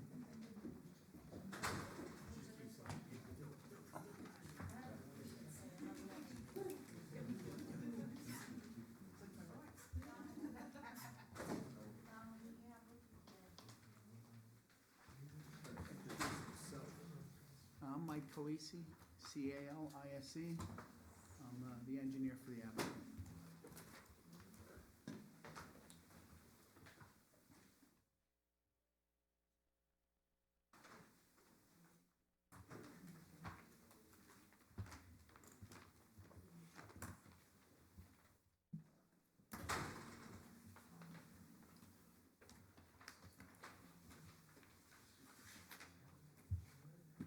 Yes, sir, Mr. Brenner. Okay. This property was in the village of South Nyack. A final subdivision of this plan was recorded on November 23rd, 2004 in Rockland County. Okay? The owners subsequently appeared before the South Nyack Planning Board to obtain approval for grading and house locations. Primarily, the owner had installed the road network, the sewer network, the curbs, the drainage. The only thing that was still open were the number of lots that were there. Certain lots were actually built, homes were built on them, and there are people living on that mountain right now. My client has acquired the residual open lots, which I believe was 13? Yes. 13 lots. And what he proposes to do is to build these lots. When he was sold the lots, he was told that all he had to do was go before the Architecture Review Board to do the analysis of each lot independently. Because at that time, the Nyack Planning Board and ACABO was pretty much a primary board, and they had wanted to see what kind of development of the lots were going to take place. They wanted to know what kind of house was going to go there and what kind of plantings were going to go there. Okay? Subsequently, when reading the analysis, it was determined that South Nyack wanted them also to go back to the planning board to analyze what we're talking about. So therefore, when Orangetown took the property, Orangetown, adhering to the requirements of South Nyack, said, we'd like you to come back to the planning board and have the planning board review, and then we wanted to proceed to the ACABO to do the plantings that they were looking, and so-and-so. This primarily is a lot analysis. It has nothing to do with the street, has nothing to do with the roads. It is primarily a lot analysis.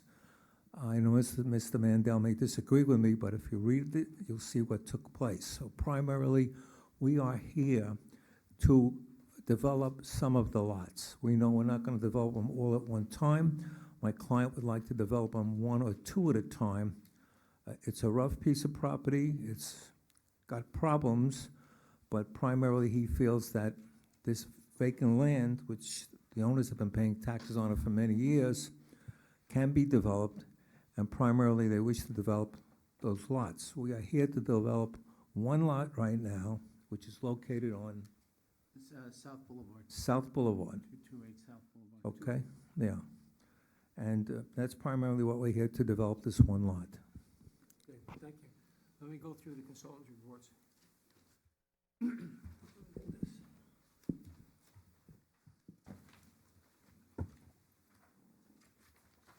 Okay, Office of Building, Zoning and Planning, Rick Oliver, May 24th. He has 4 comments. Department of Environmental Management and Engineering, Town of Orangetown, July 7th. They have 15 comments. The Bureau of Fire Prevention, Town of Orangetown, June 20th, has 2 comments.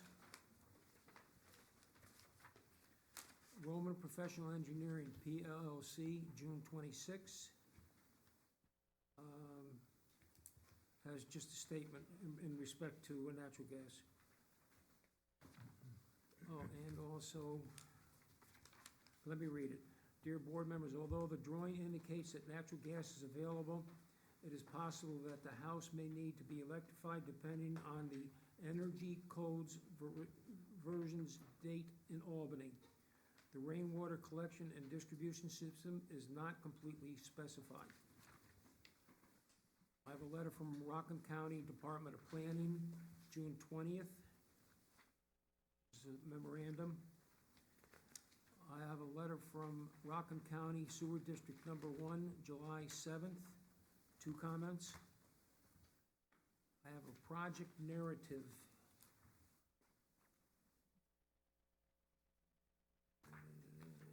dated November 23rd of 2004 and filed June 24th, 2005.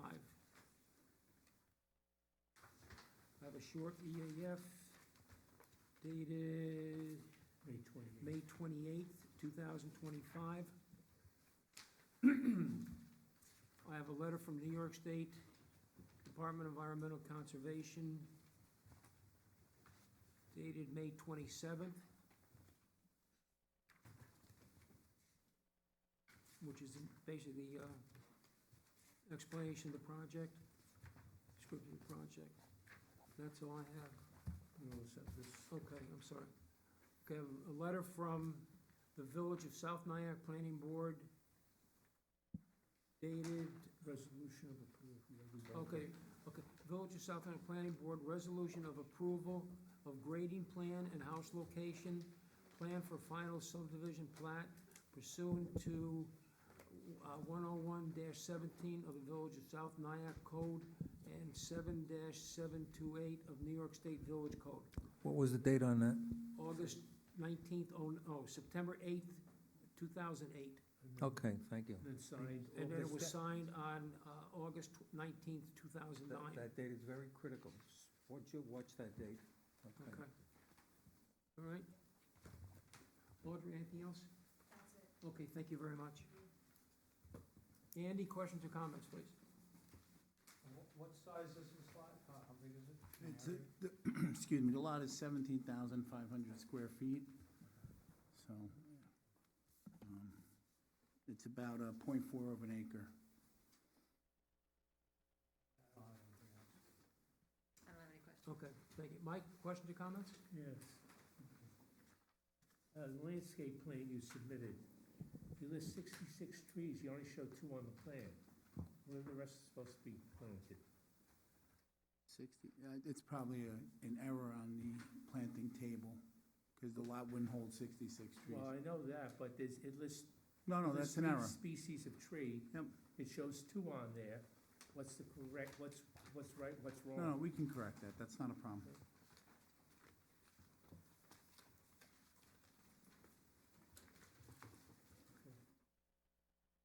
Okay, the site slopes from 402 feet down to 370. Where will the construction entrance be located? And how much fill are you gonna use on the west side to account for the deep drop from the street? The construction entrance would be located in the driveway. This way it would be dual use. The amount of fill, I'd have to calculate. I'm not gonna give you a number off the top of my head. But just to fill to get to a suitable grade for the front yard and the driveway, I imagine it'd be a pretty significant number in the amount of yardage required. Because DEME is asking for a profile of it, so we have to know the slope. Of course. Well, right now, the driveway sloped very gradually. It's not a steep slope on the driveway. You have a grade of 398 and a half, and then you have a grade of approximately I know what the 400. grading shows there, but if you go up to the site and you look over the side, it's a steep drop. Well, you know, I posted the site, so I saw it, I know, you know, yeah, so that's a steep the drop. thing, yeah, there's nothing I can do about that. And then with the It setbacks, doesn't seem to, the visual doesn't seem to match the diagram, that's all I'm saying. the topography was gotten from a licensed surveyor, so. Right, but you look over the side, it's gotta be 10 to 12 feet drop.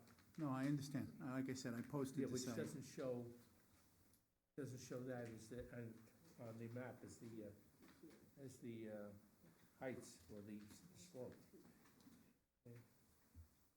Right, the plan doesn't show the driveway on the opposite side of the street. No conflict with driveways, there's nothing shown as far as that goes.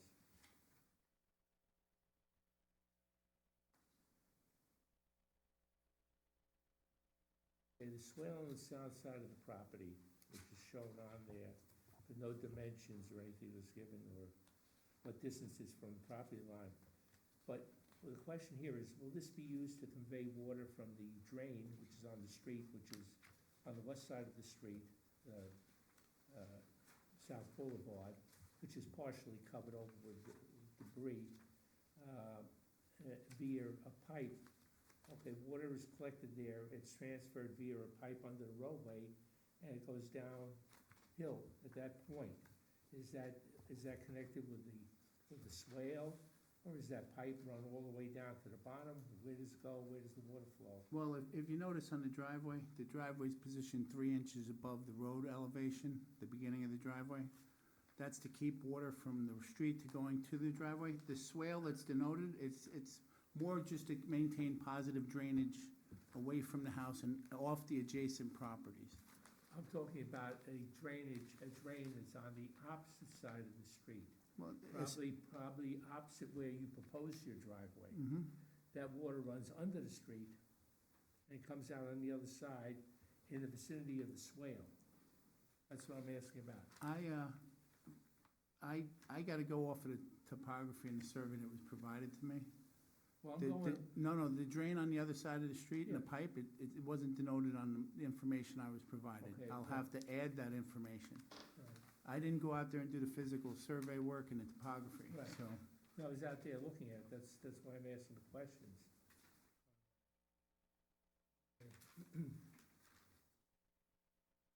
Um,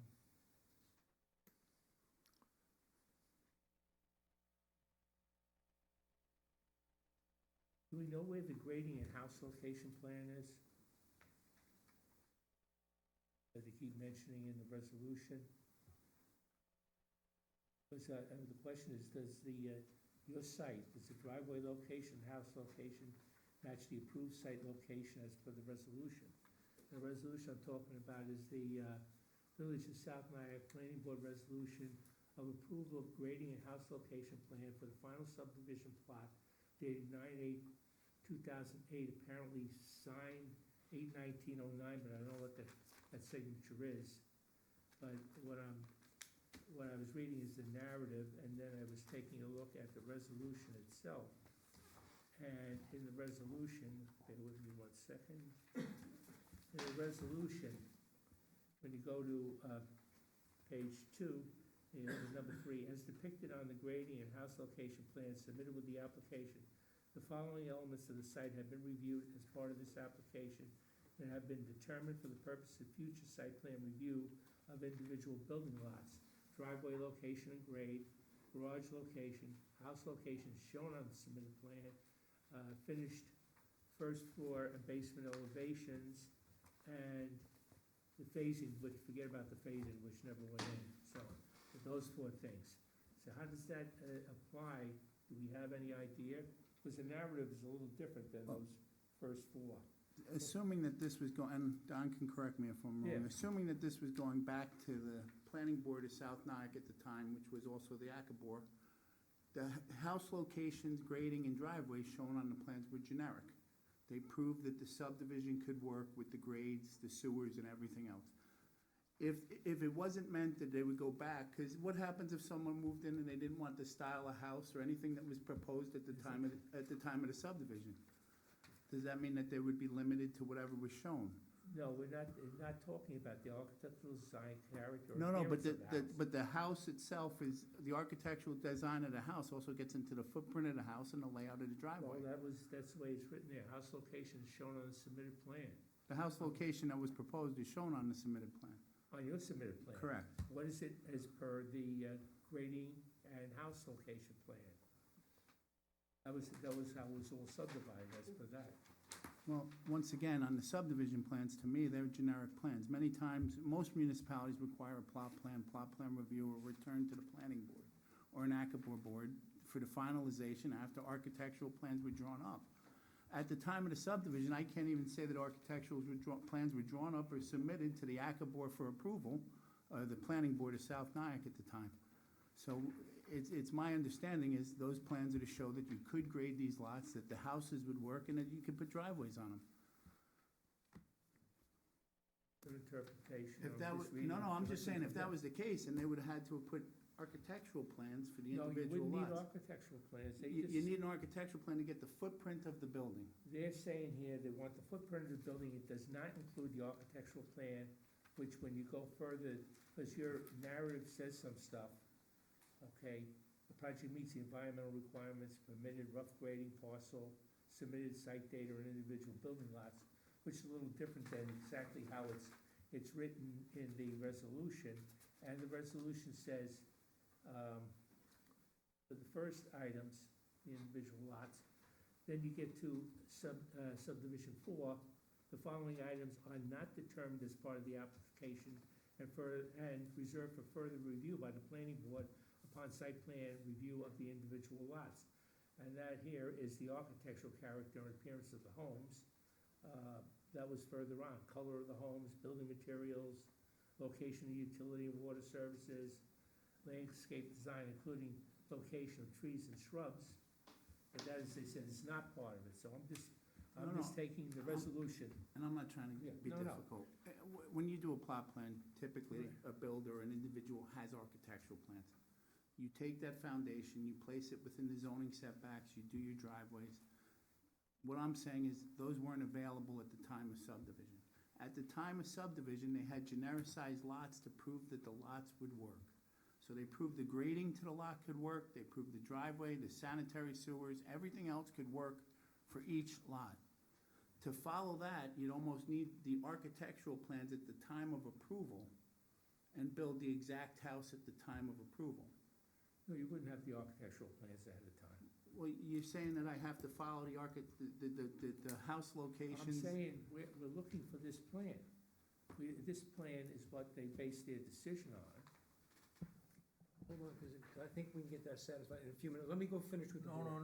No, it is a very important point. No, I understand It that. is a very important point. We're getting a little out of sight as to what's taking place. Mr. Mandel said he wanted to know the street where the driveway was and what's across the street. All right, that was one of his There's questions. a driveway across the That's street. not part of this application. That is not part of this application. This application is to show you that this house can be built on this lot. That's all South Nyack asked for. That's what we're here to do. We're showing that we can build a house. We're showing where the driveway's gonna go. We're showing how we're gonna handle the grade of that lot. That is the requirement that was required, whether it was 2004 or 2008. That was the requirement. The road was built, the sewer was built, the water was built, everything was built. And nobody's challenging that. The only question that did come up, when and if we dedicate this road, it has to meet town specifications. Now, the dedicated road, you're talking about down the hill. That's We're correct, we're- which usually this site happens, here which usually is happens. is on South Boulevard. This Okay, location. wherever it is, that's where it That, is. that road has always been there. Okay. And there's a thing on there that talks about road widening, and it would be it has to be an easement given to the county, or that's a state road, I think. South Ultimately, Boulevard. before dedication, it would have to take place, maybe, if that's the requirement. The road widening shown on the subdivision plat, which I had submitted to the building department, a copy to show which lot was being applied for. On that subdivision plat, they call it out, it's on the plat, we didn't make it up, Well, you I'm know? saying that it has to be corrected. In other words, if you're submitting a plan that's gonna go forward. At dedication, be it will be, corrected. at dedication would have to be corrected, I agree with you. Right, It but will. you gotta show the, We're not doing the dedication driveway's now. on the opposite side of the street. If the driveway, if Because the I house think is it almost being, conflicts with the driveway on the opposite side. Well, we'll look into it, we have some work to do here with the drain and the pipe, and before Akabor or whatever, we'll make sure all that information Yeah, is you see, provided take a on the look, plan. it only shows about this much of it, because it's all overgrown, but it's a, No, Yeah. no, not a problem, Yeah. we'll go out there and we'll locate it, that's not a problem.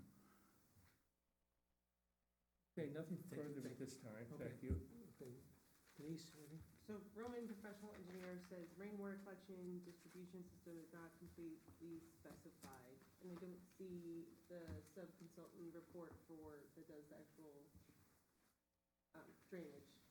Do we have like approval on drainage for this or not yet? We need it? You know, during the original subdivision approval, all of the lots drained to the detention pond at the bottom of the lot. I'm not even sure that any on-site retention is needed, based upon the information that I saw this afternoon. Because in those reports, they state that all of that goes to the detention pond down on Baracha, off Baracha. So we have to do a little more due diligence and research into that. See, part of the problem, the original project was approved with South Nyack. Excuse me, and then when South Nyack became defunct or whatever, Orangetown took it over, so there's a lot of issues going back and forth and catching up, and people don't know what was done, you know, one way or the other. So this is kind of like we're trying to catch up. Gotcha, understood. Okay, all right, Okay. and then Okay. another question, and I totally just blanked on it. Don't worry, go ahead. All All right, right. I'm fine. Mike? Think of it. Yeah, it seems like there's a whole backstory, but you're here for site plan review for our planning board. For a lot. Yeah. Right. Your site plan review.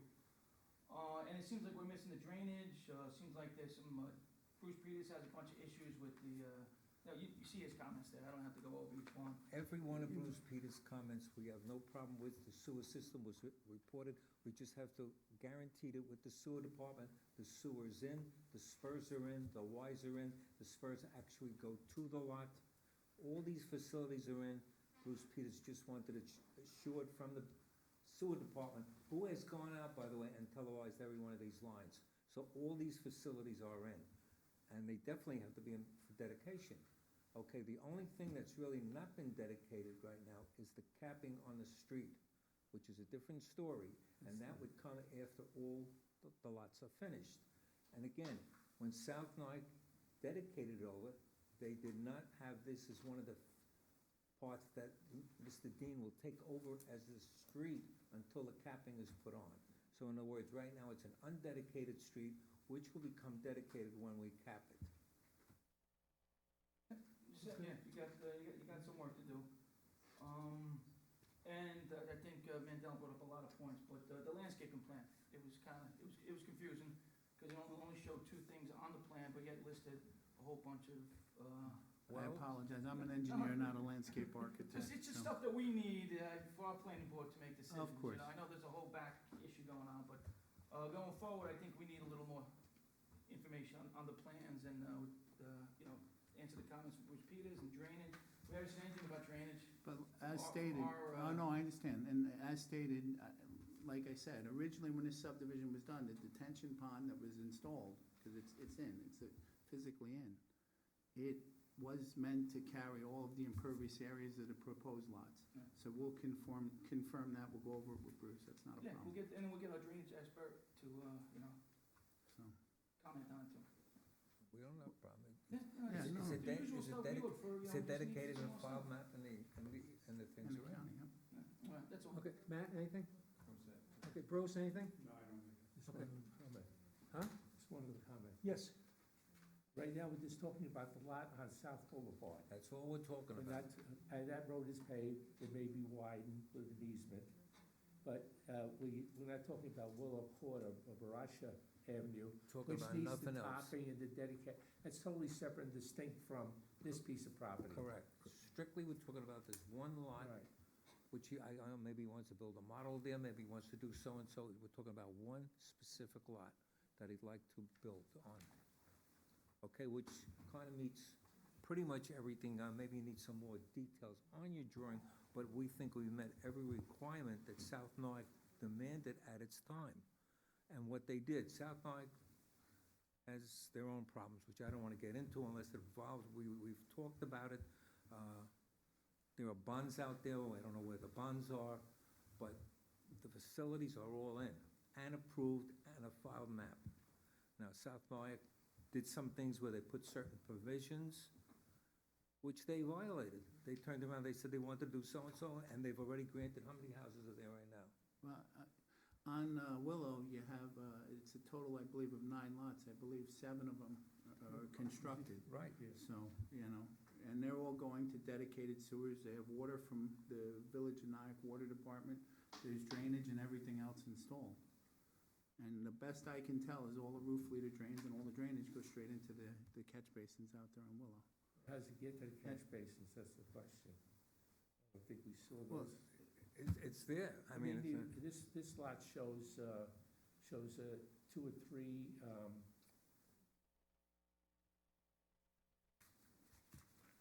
bear with me one sec. While you're looking for that, if I may, Yeah. Burnett, it's, we did find the letter from Brooklyn. It's not in there, it's my fault. But I'm looking here. What was not approved? Drainage. was not approved? Drainage. For what, for a lot? Brooker said that drainage is not approved for a lot? Correct. How? But we could show you the letter. Well, I know, but what was he analyzing? What is he analyzing?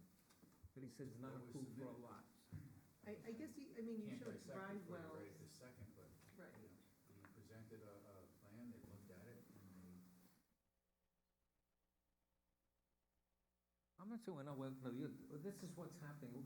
You are trying to make this a subdivision of the town of Orangetown. This is not a subdivision of the town of Orangetown. This is one you inherited, unfortunately. Correct. This is a subdivision that's here. We are here strictly for a lot. I've never seen Brooker being brought in to determine the drainage of a lot. I'm sorry, something's wrong here. Something's basically wrong here. We are here very basically to to develop this one lot. We're meeting the criteria, we've got sewer, we've got water, there are some plantings that have to be done. We said there was an error with a number of trees. This is one lot.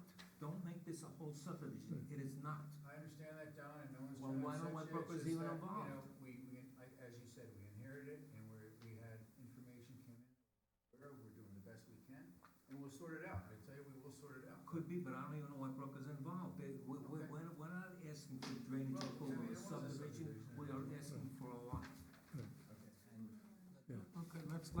Let me just grab one And copy. Mr. we're Chairman, I'll Yeah. comment as well. I mean, as Mr. Brenner knows, typically a single residence would not need to come back to the planning board, but because of the South Nyack Planning Board required that, that's why you're here. So this is very different, Interpretation. and it's a all right? critical environmental Critical area. environment properties would go to it. I said it because of an interpretation, but the critical environmental concepts very specifically said, we wanna know how you're going to handle the lot.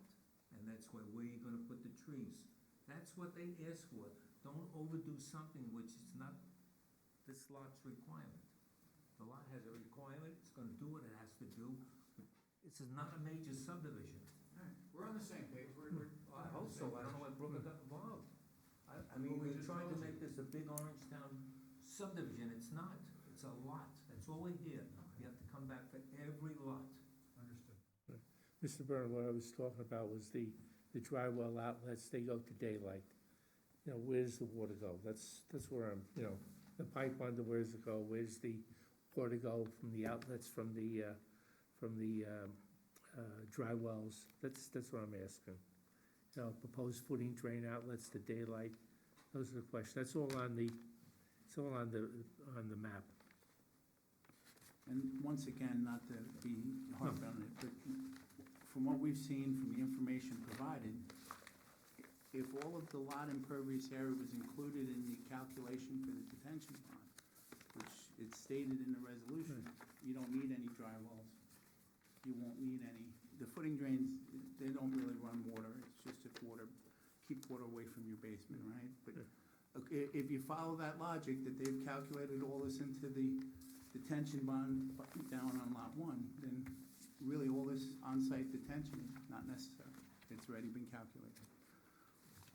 It has been calculated, but what we're trying to say is we would like to get this one lot moving, and if we're gonna put it in, we'll put it in.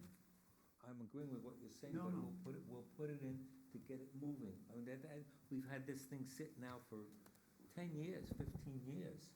And first of all, it's not sightly. Second of all, there are people living up there that are not getting proper services because it should be developed for the satisfaction of all involved, including the residents that are there and town of Orangetown. Now, if the roads get dedicated, it will be a town function. If they don't get dedicated, it'll be a homeowners association.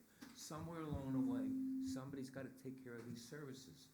Somebody's has to service the people that are up there right now. What's fair is fair. You have people living there right now. They have to get snow removal, they have to get their garbage picked up and things like that. And then we have somebody that's now trying to move a dead subdivision, which we think is. Let me, can I have a motion to open up to the public, please? Motion open public portion. Do I have a second? Second, Flanagan. All in favor? Aye? Aye. Okay. Let me just get this gentleman right here first, please. State your name and address for the record, please.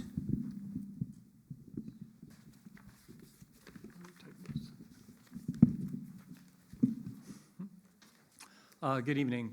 My name is Jerry Ilowite. It's Jerry. Last name is Ilowite, Ilowite.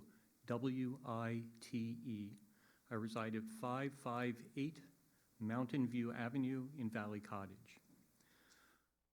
I was the last chair of the South Nyack Planning Board before the dissolution, and I was on the planning board through most of this subdivision review and approval process.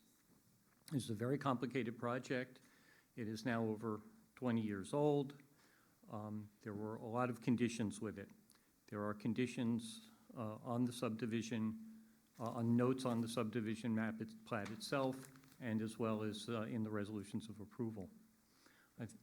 In the transmittal of all this information after dissolution of the village to Orangetown, it seems like a lot of the institutional knowledge has been kind of lost in here.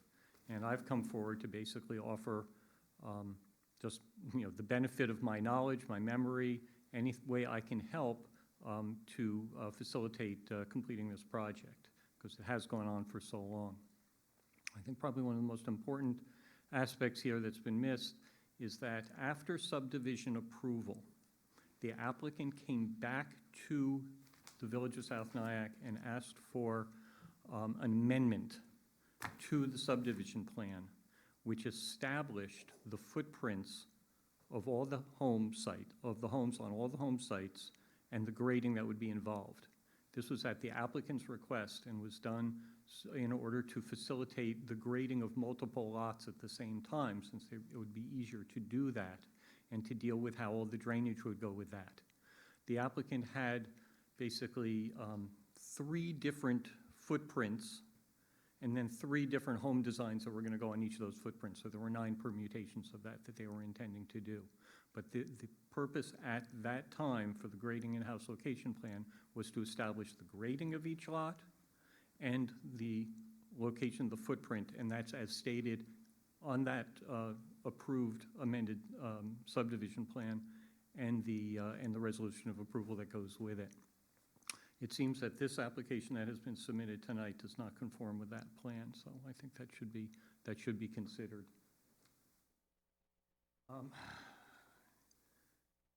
In addition, there was, Mr. Mandel noted about the stormwater catch basin that is on South Boulevard that then drains onto this site, and that just drains downhill. If you look at the original subdivision plan, there is a note of a swale, that this is to be directed into a swale down to the east side of the property, so I think that should be examined carefully. I am concerned of what happens to that water after it leaves this site. There is a very good stormwater detention system, collection and detention system in the entire subdivision, including a large detention basin downhill from the site. And I want to make sure that any excess stormwater, particularly with now that we have these incredible storms that seem to happen much more frequently, and any outlets of any dry wells be directed so that they don't go to the houses that are downhill from it, but are all captured into the existing detention system. Okay, can you finish it up real quick? Sure. I just have a couple specific notes on this, that the note 37 on the approved subdivision plat sheet 1 states, quote, "The driveways for proposed lots 1 and 2 will be designed such that vehicles will not have to back out onto South Boulevard." The landscape plan does not address the subdivision requirements for tree preservation and remediation, and no elevations have been provided. So I stand ready to help. There are all sorts of complicated requirements, like I said, in the original subdivision and in the grading and house location plan. I think those should be examined carefully to determine what's applicable to this particular site plan review. Okay, Thank you. Okay, anyone else? Yes, ma'am, please step up to the microphone, state your name and address for the record, please. My name is Mandy, M-A-N-D-Y, Goldberg, G-O-L-D-B-E-R-G. B-E-R-G. 226 South Boulevard. First, I'd like to say to the gentleman in the blue jacket, with all due respect, he's saying we're not talking about a subdivision, we're talking about a lot. We're talking about a home. We're talking about like my home and the homes of other people here. And so it's not just a lot, it's our quality of life. And to that end, this whole hillside has a horrible problem with drainage. And if you look at the folks, so just for the record, I'm just one house north, sharing that northern border. The drainage for the hillside, and especially the houses just below, is abysmal. My understanding is that things were promised and not built that way. I wasn't here for that. That's not my issue, but hearing things like, why do we need a drainage report anyway, really unsettles me. I think it probably unsettles a lot of my neighbors, because it's a historic problem that I think is growing. And with the grading and the development, to not feel like that concern is being validated is very, very unnerving. And additionally, there's a sewer easement on this property, which many surrounding properties have kind of ignored lately, and I was curious if there was any plans for how that sewer easement would be respected or treated or disregarded, because it seems like everybody kind of has a different interpretation of it, and knowing that the management of it is going to directly impact our property by what grows there, what overgrows there, et cetera, would be meaningful information. Thank you. Okay, thank you very much. Anyone else? Yes, sir. Step up, state your name and address for the record, please. Take your time, take your time. I've been up there for 50 years looking at that drain. I'm right next door, adjacent to that Please property. state your name and address for the record. My name is George Gallione.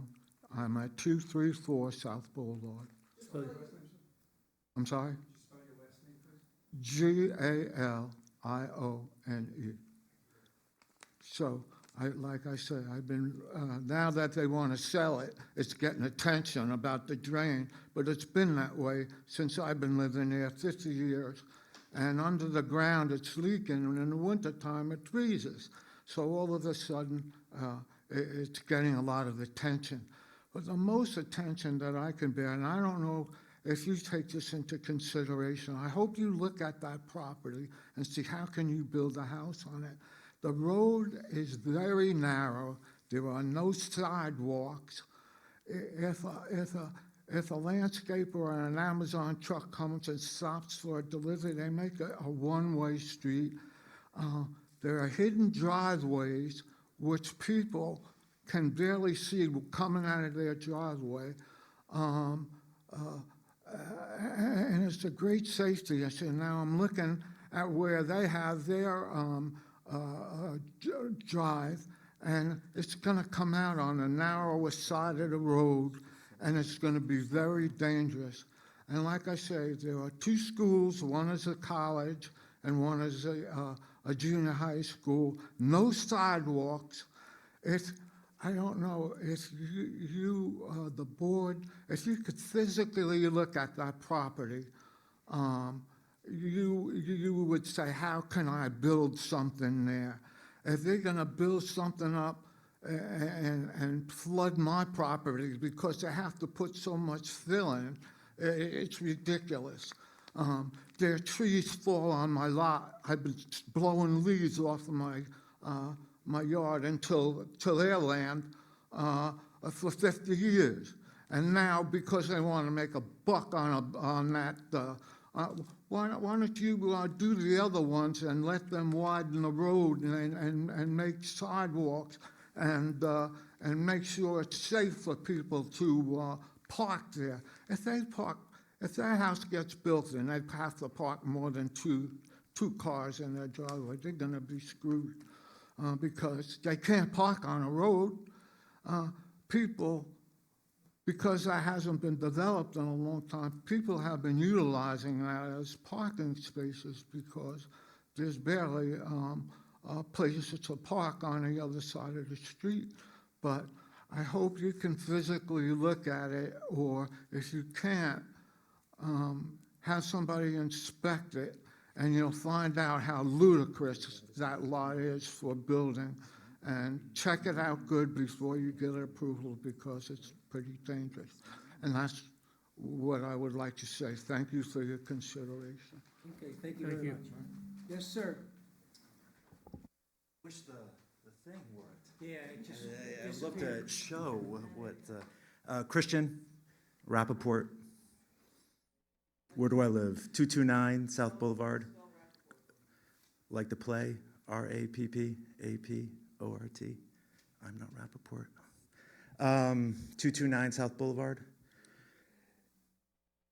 So, The thing that was there, There was a driveway here, my driveway here, another neighbor's driveway here, George's driveway here. It's a lot of driveways coming together. A lot of people, very congested area.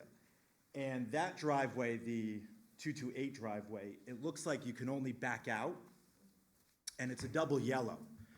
And it's a very narrow street. There's no shoulder, so if you're backing out, you better have good luck, because you're gonna get hit most likely. So, I was wondering if it's possible for the house to be built in a different location to make a longer driveway so that the car can turn around, so that it would be going forward instead of just reverse and just I couldn't imagine someone buying the house like that. I think everybody talked about the drainage, but the catch basin just literally dumps the water into the lot and then goes into the Willow Court properties. That doesn't sound fun. I don't know if there's a way to tie in the catch basin to the storm drains in under South Boulevard, or to just somehow do something in the 228 property and connect it to Willow Court. But right now, it's just like a river when it rains, so I think that's it. So, thank you. thank you. Yeah, okay, yes, sir.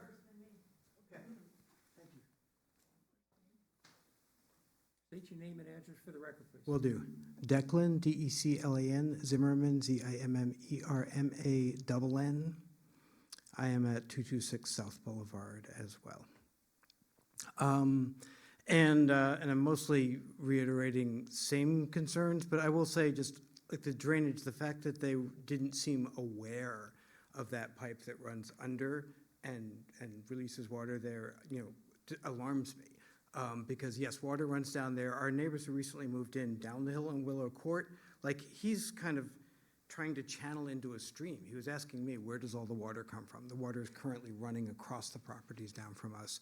And so I just want to reiterate, I really want it looked at like that. And similarly, if they build that up, the water that currently runs down there, I assume it would run on either side, onto our property, onto George's property. And so that is a big concern to us, and that, that's followed up on, and make sure that what's built doesn't affect that. Do you have one other thing? What? Resources? Oh, something was mentioned about us not having resources or services, about the number of houses. We were all kind of sharing confused looks because. What? Okay, I was confused about that because we don't have any issues. I will also echo Christian's concern with the driveways. That section of the road, very narrow. In the last 2 weeks, sadly, roadkill, I've removed 2 groundhogs from there. People driving through speed. If there was ever speed bumps, we would be in favor of that, because most drivers who live there are slow and careful, but people speed through there. There are children there, and complicating the traffic patterns there, I think, is a very legitimate concern for you guys to look at. Thank you so much for all your attention. Thank you very much. Okay. Okay, anyone else? Yes, ma'am. Sorry. Sally Hamilton, 11 College Avenue. Hamilton.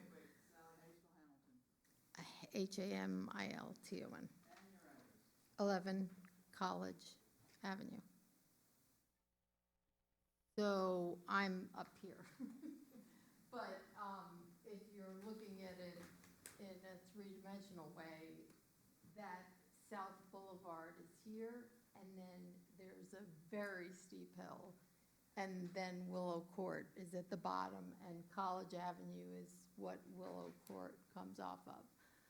So like everyone else here, I'm on the downside of what I was told are underground springs coming from God knows where.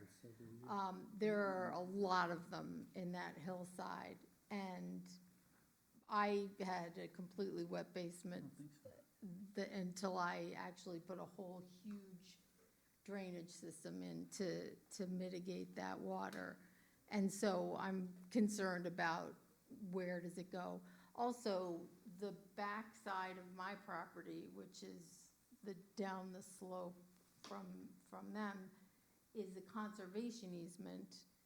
It's listed on my property as a conservation easement. We couldn't see from that plan that was up where it abuts the other properties, but it looks to me like the bottom of their property is sewer easement, and then I think the conservation easement runs along parallel underneath that.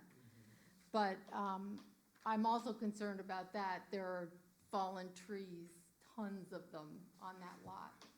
And I worry about where all that stuff's gonna go, because I'm downhill, and you know how shit rolls. So I just want to make sure that they're careful about how they connect, if it is connected to the sewer, because the information I got from South Nyack, which was the town when I bought the house, told me that I was connected to Willow Court, but I was having backups into my basement when there was no backup on Willow Court. So I think I'm connected to the college, and I don't know who they're connected to, but things aren't what they're written on the plans, it seems to me, based on how things are flowing. So I think it's something that just needs to be looked at. Okay, thank you. State your name and address for the record, please. Good evening, Kathy with a K, and my last name is Gallione, G-A-L-I-O-N-E. I'm also at 234 South Boulevard. And thank you all for staying here tonight, listening to us. Appreciate that. Although I may not have many unique things to add to my neighbors, I'd like to just state it for the record so that you, it's a steep slope, and I feel that it's necessary to differentiate, even though, Mr. Mendel, you really understand that lot. I can tell by the way you talk about it.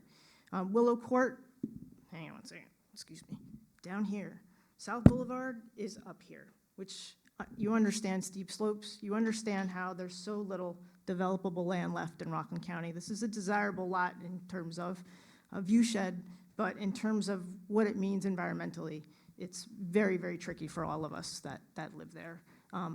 That pipe that they're talking about, it's just kind of hanging out there. It just kind of spits out water and it goes nowhere. I don't know about these detention ponds. I think that's down on Willow Court.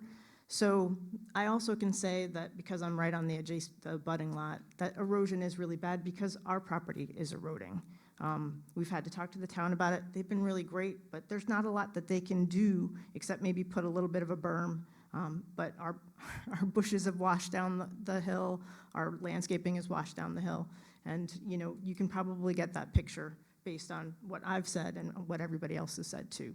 I also want to reiterate the tight pinch point of all those driveways coming in, like my neighbors have also said, but what I do want to offer that I think is unique is that since the new bridge went in, we have a whole different traffic pattern that's coming through South Boulevard now.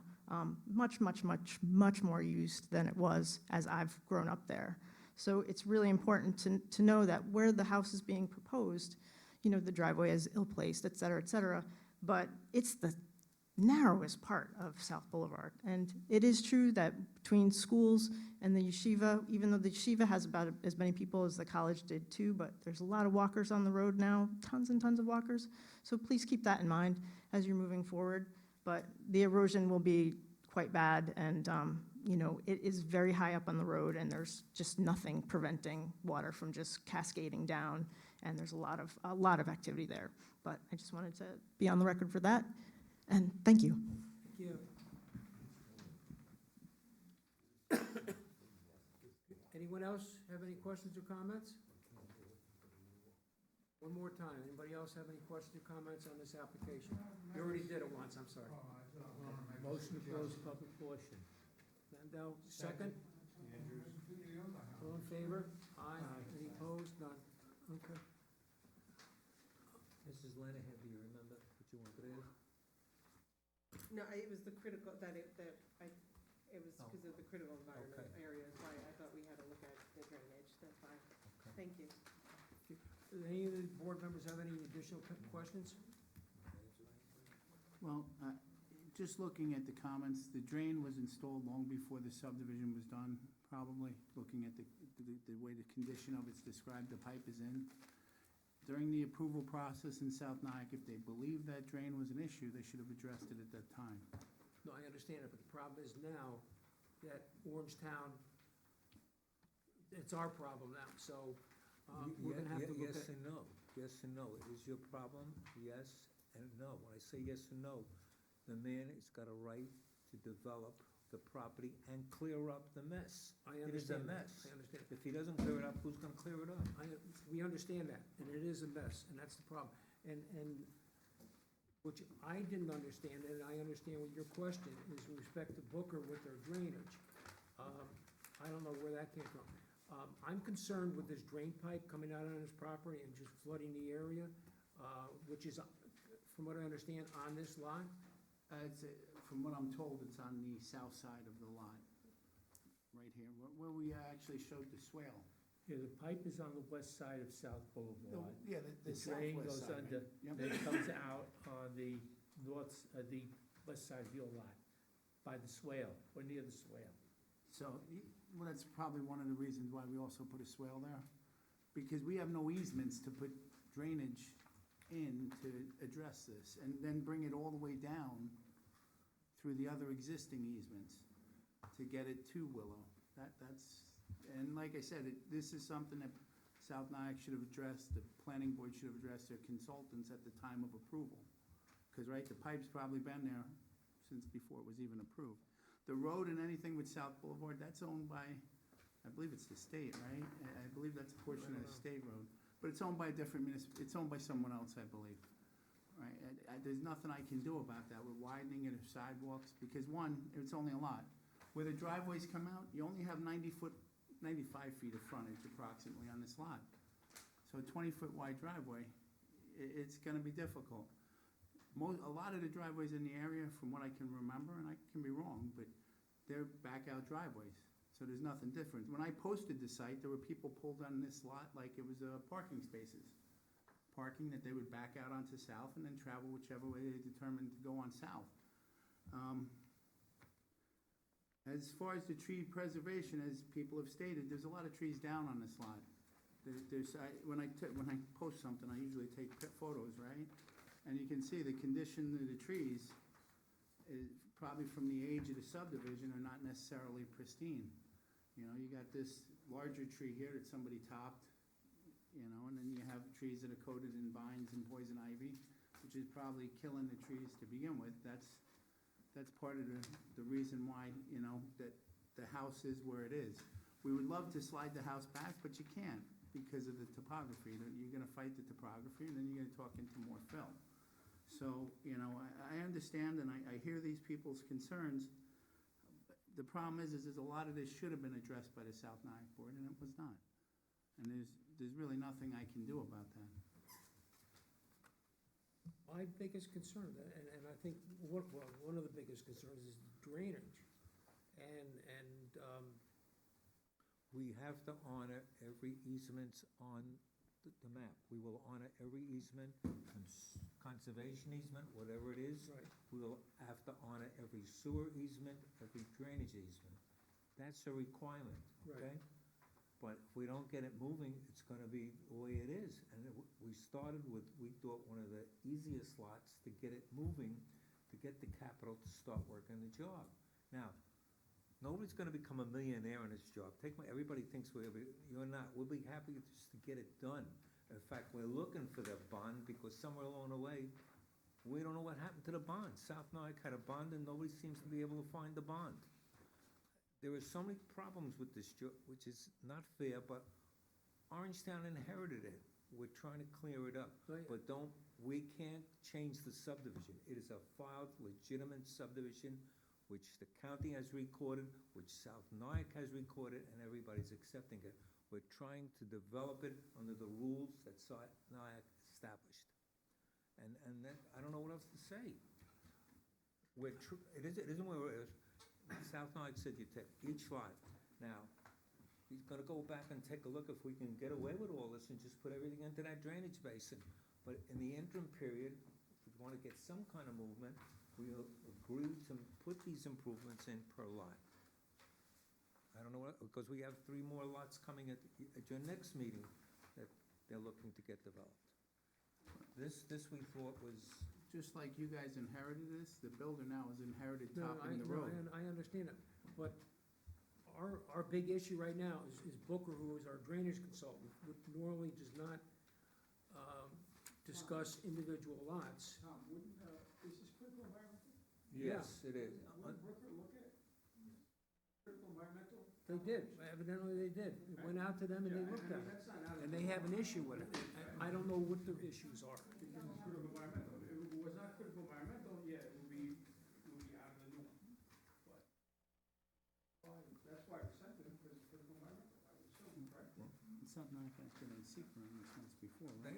It's. So all the secret, all the critical environmental aspects must have been looked at by South Nyack as And part of they- their planning. No, board I understand approval. that, but No, but what I'm sorry, I don't mean to cut you Yeah. off, but what I'm getting, Bruce, but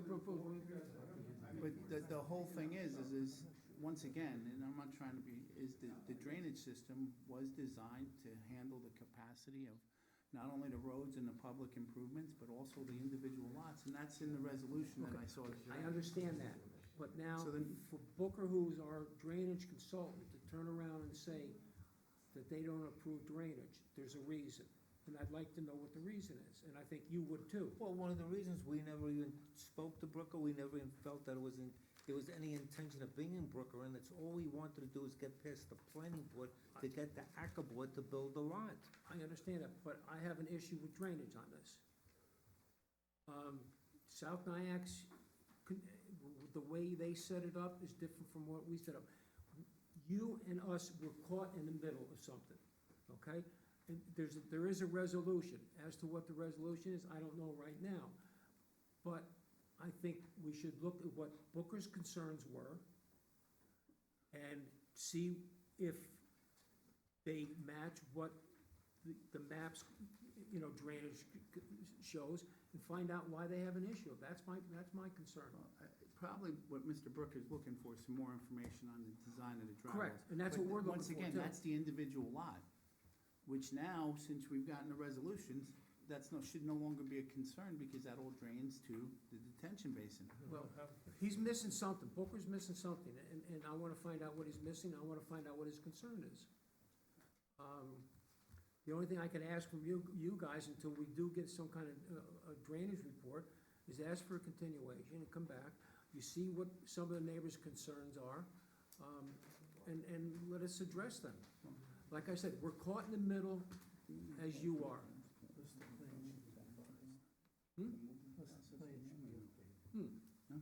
Yeah, and, I'd like you to come back with an updated plan. It shows the neighbors, shows across the street, so we can see where the driveways are and everything else.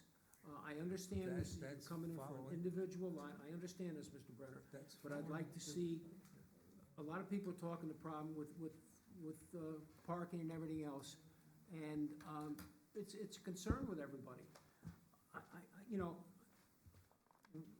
This board likes to move things if they're reasonable. Right now, we have issues. The biggest one is the drainage, what Booker's concerns are.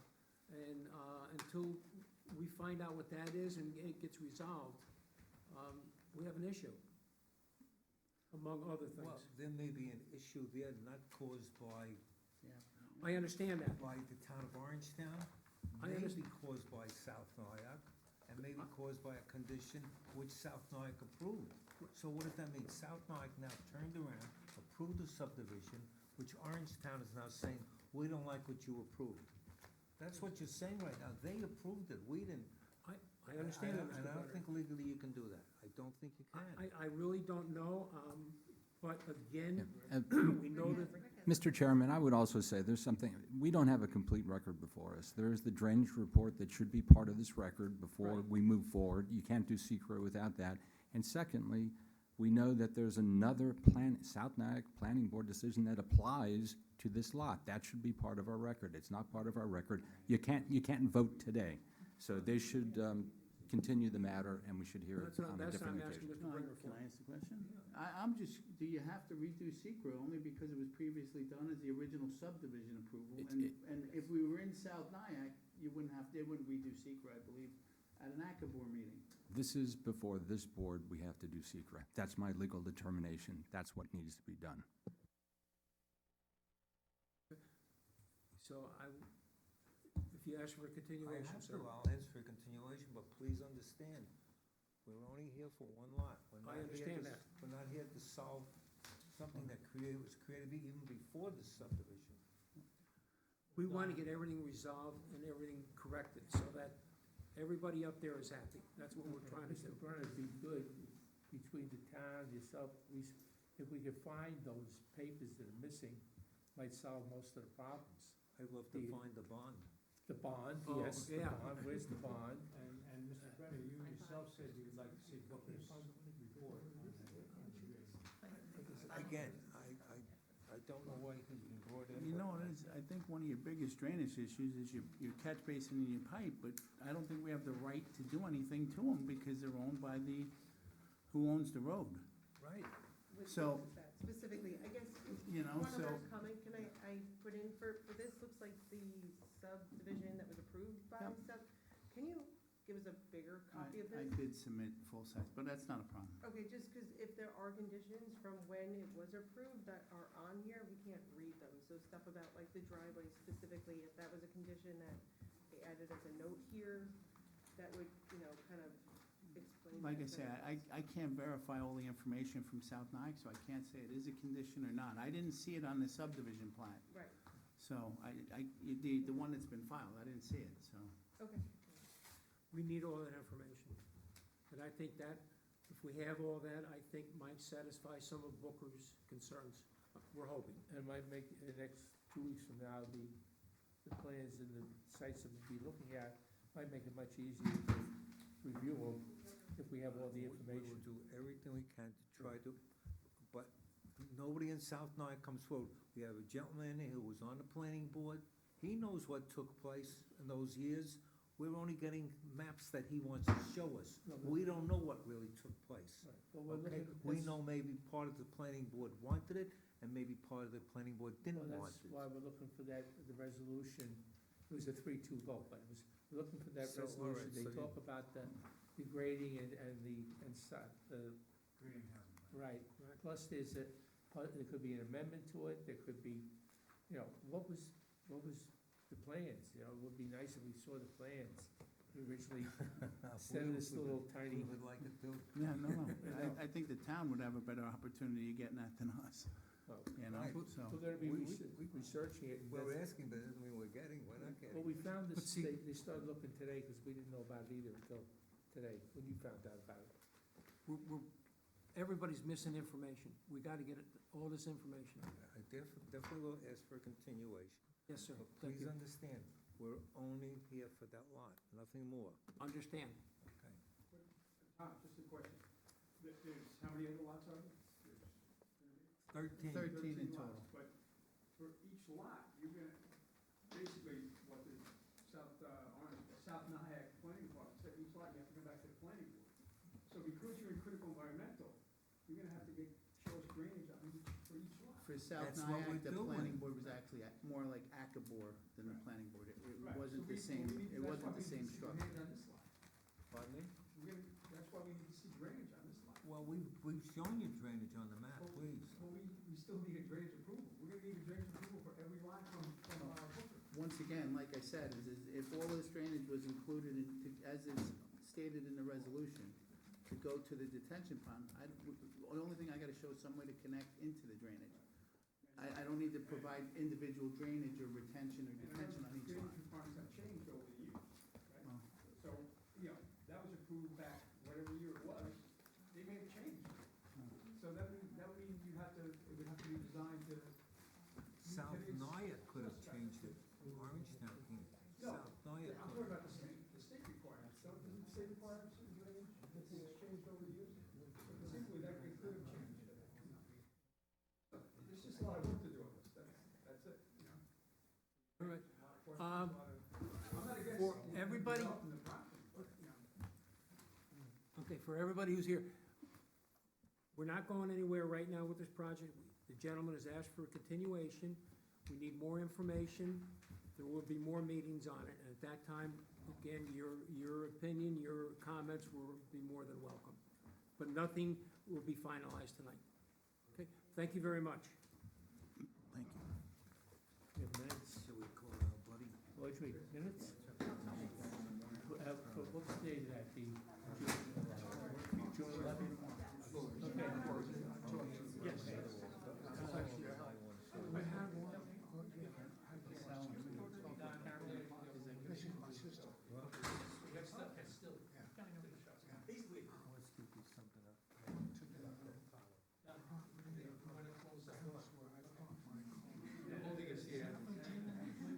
Motion to approve the June 11th and then. Would you look at it and tell? I'll second. I make the motion. Wait, second? I'll second. I might call you again. Okay, no problem. Bruce, you can't second. Oh, no, sorry, you can't. You're the eighth member tonight. You can't vote.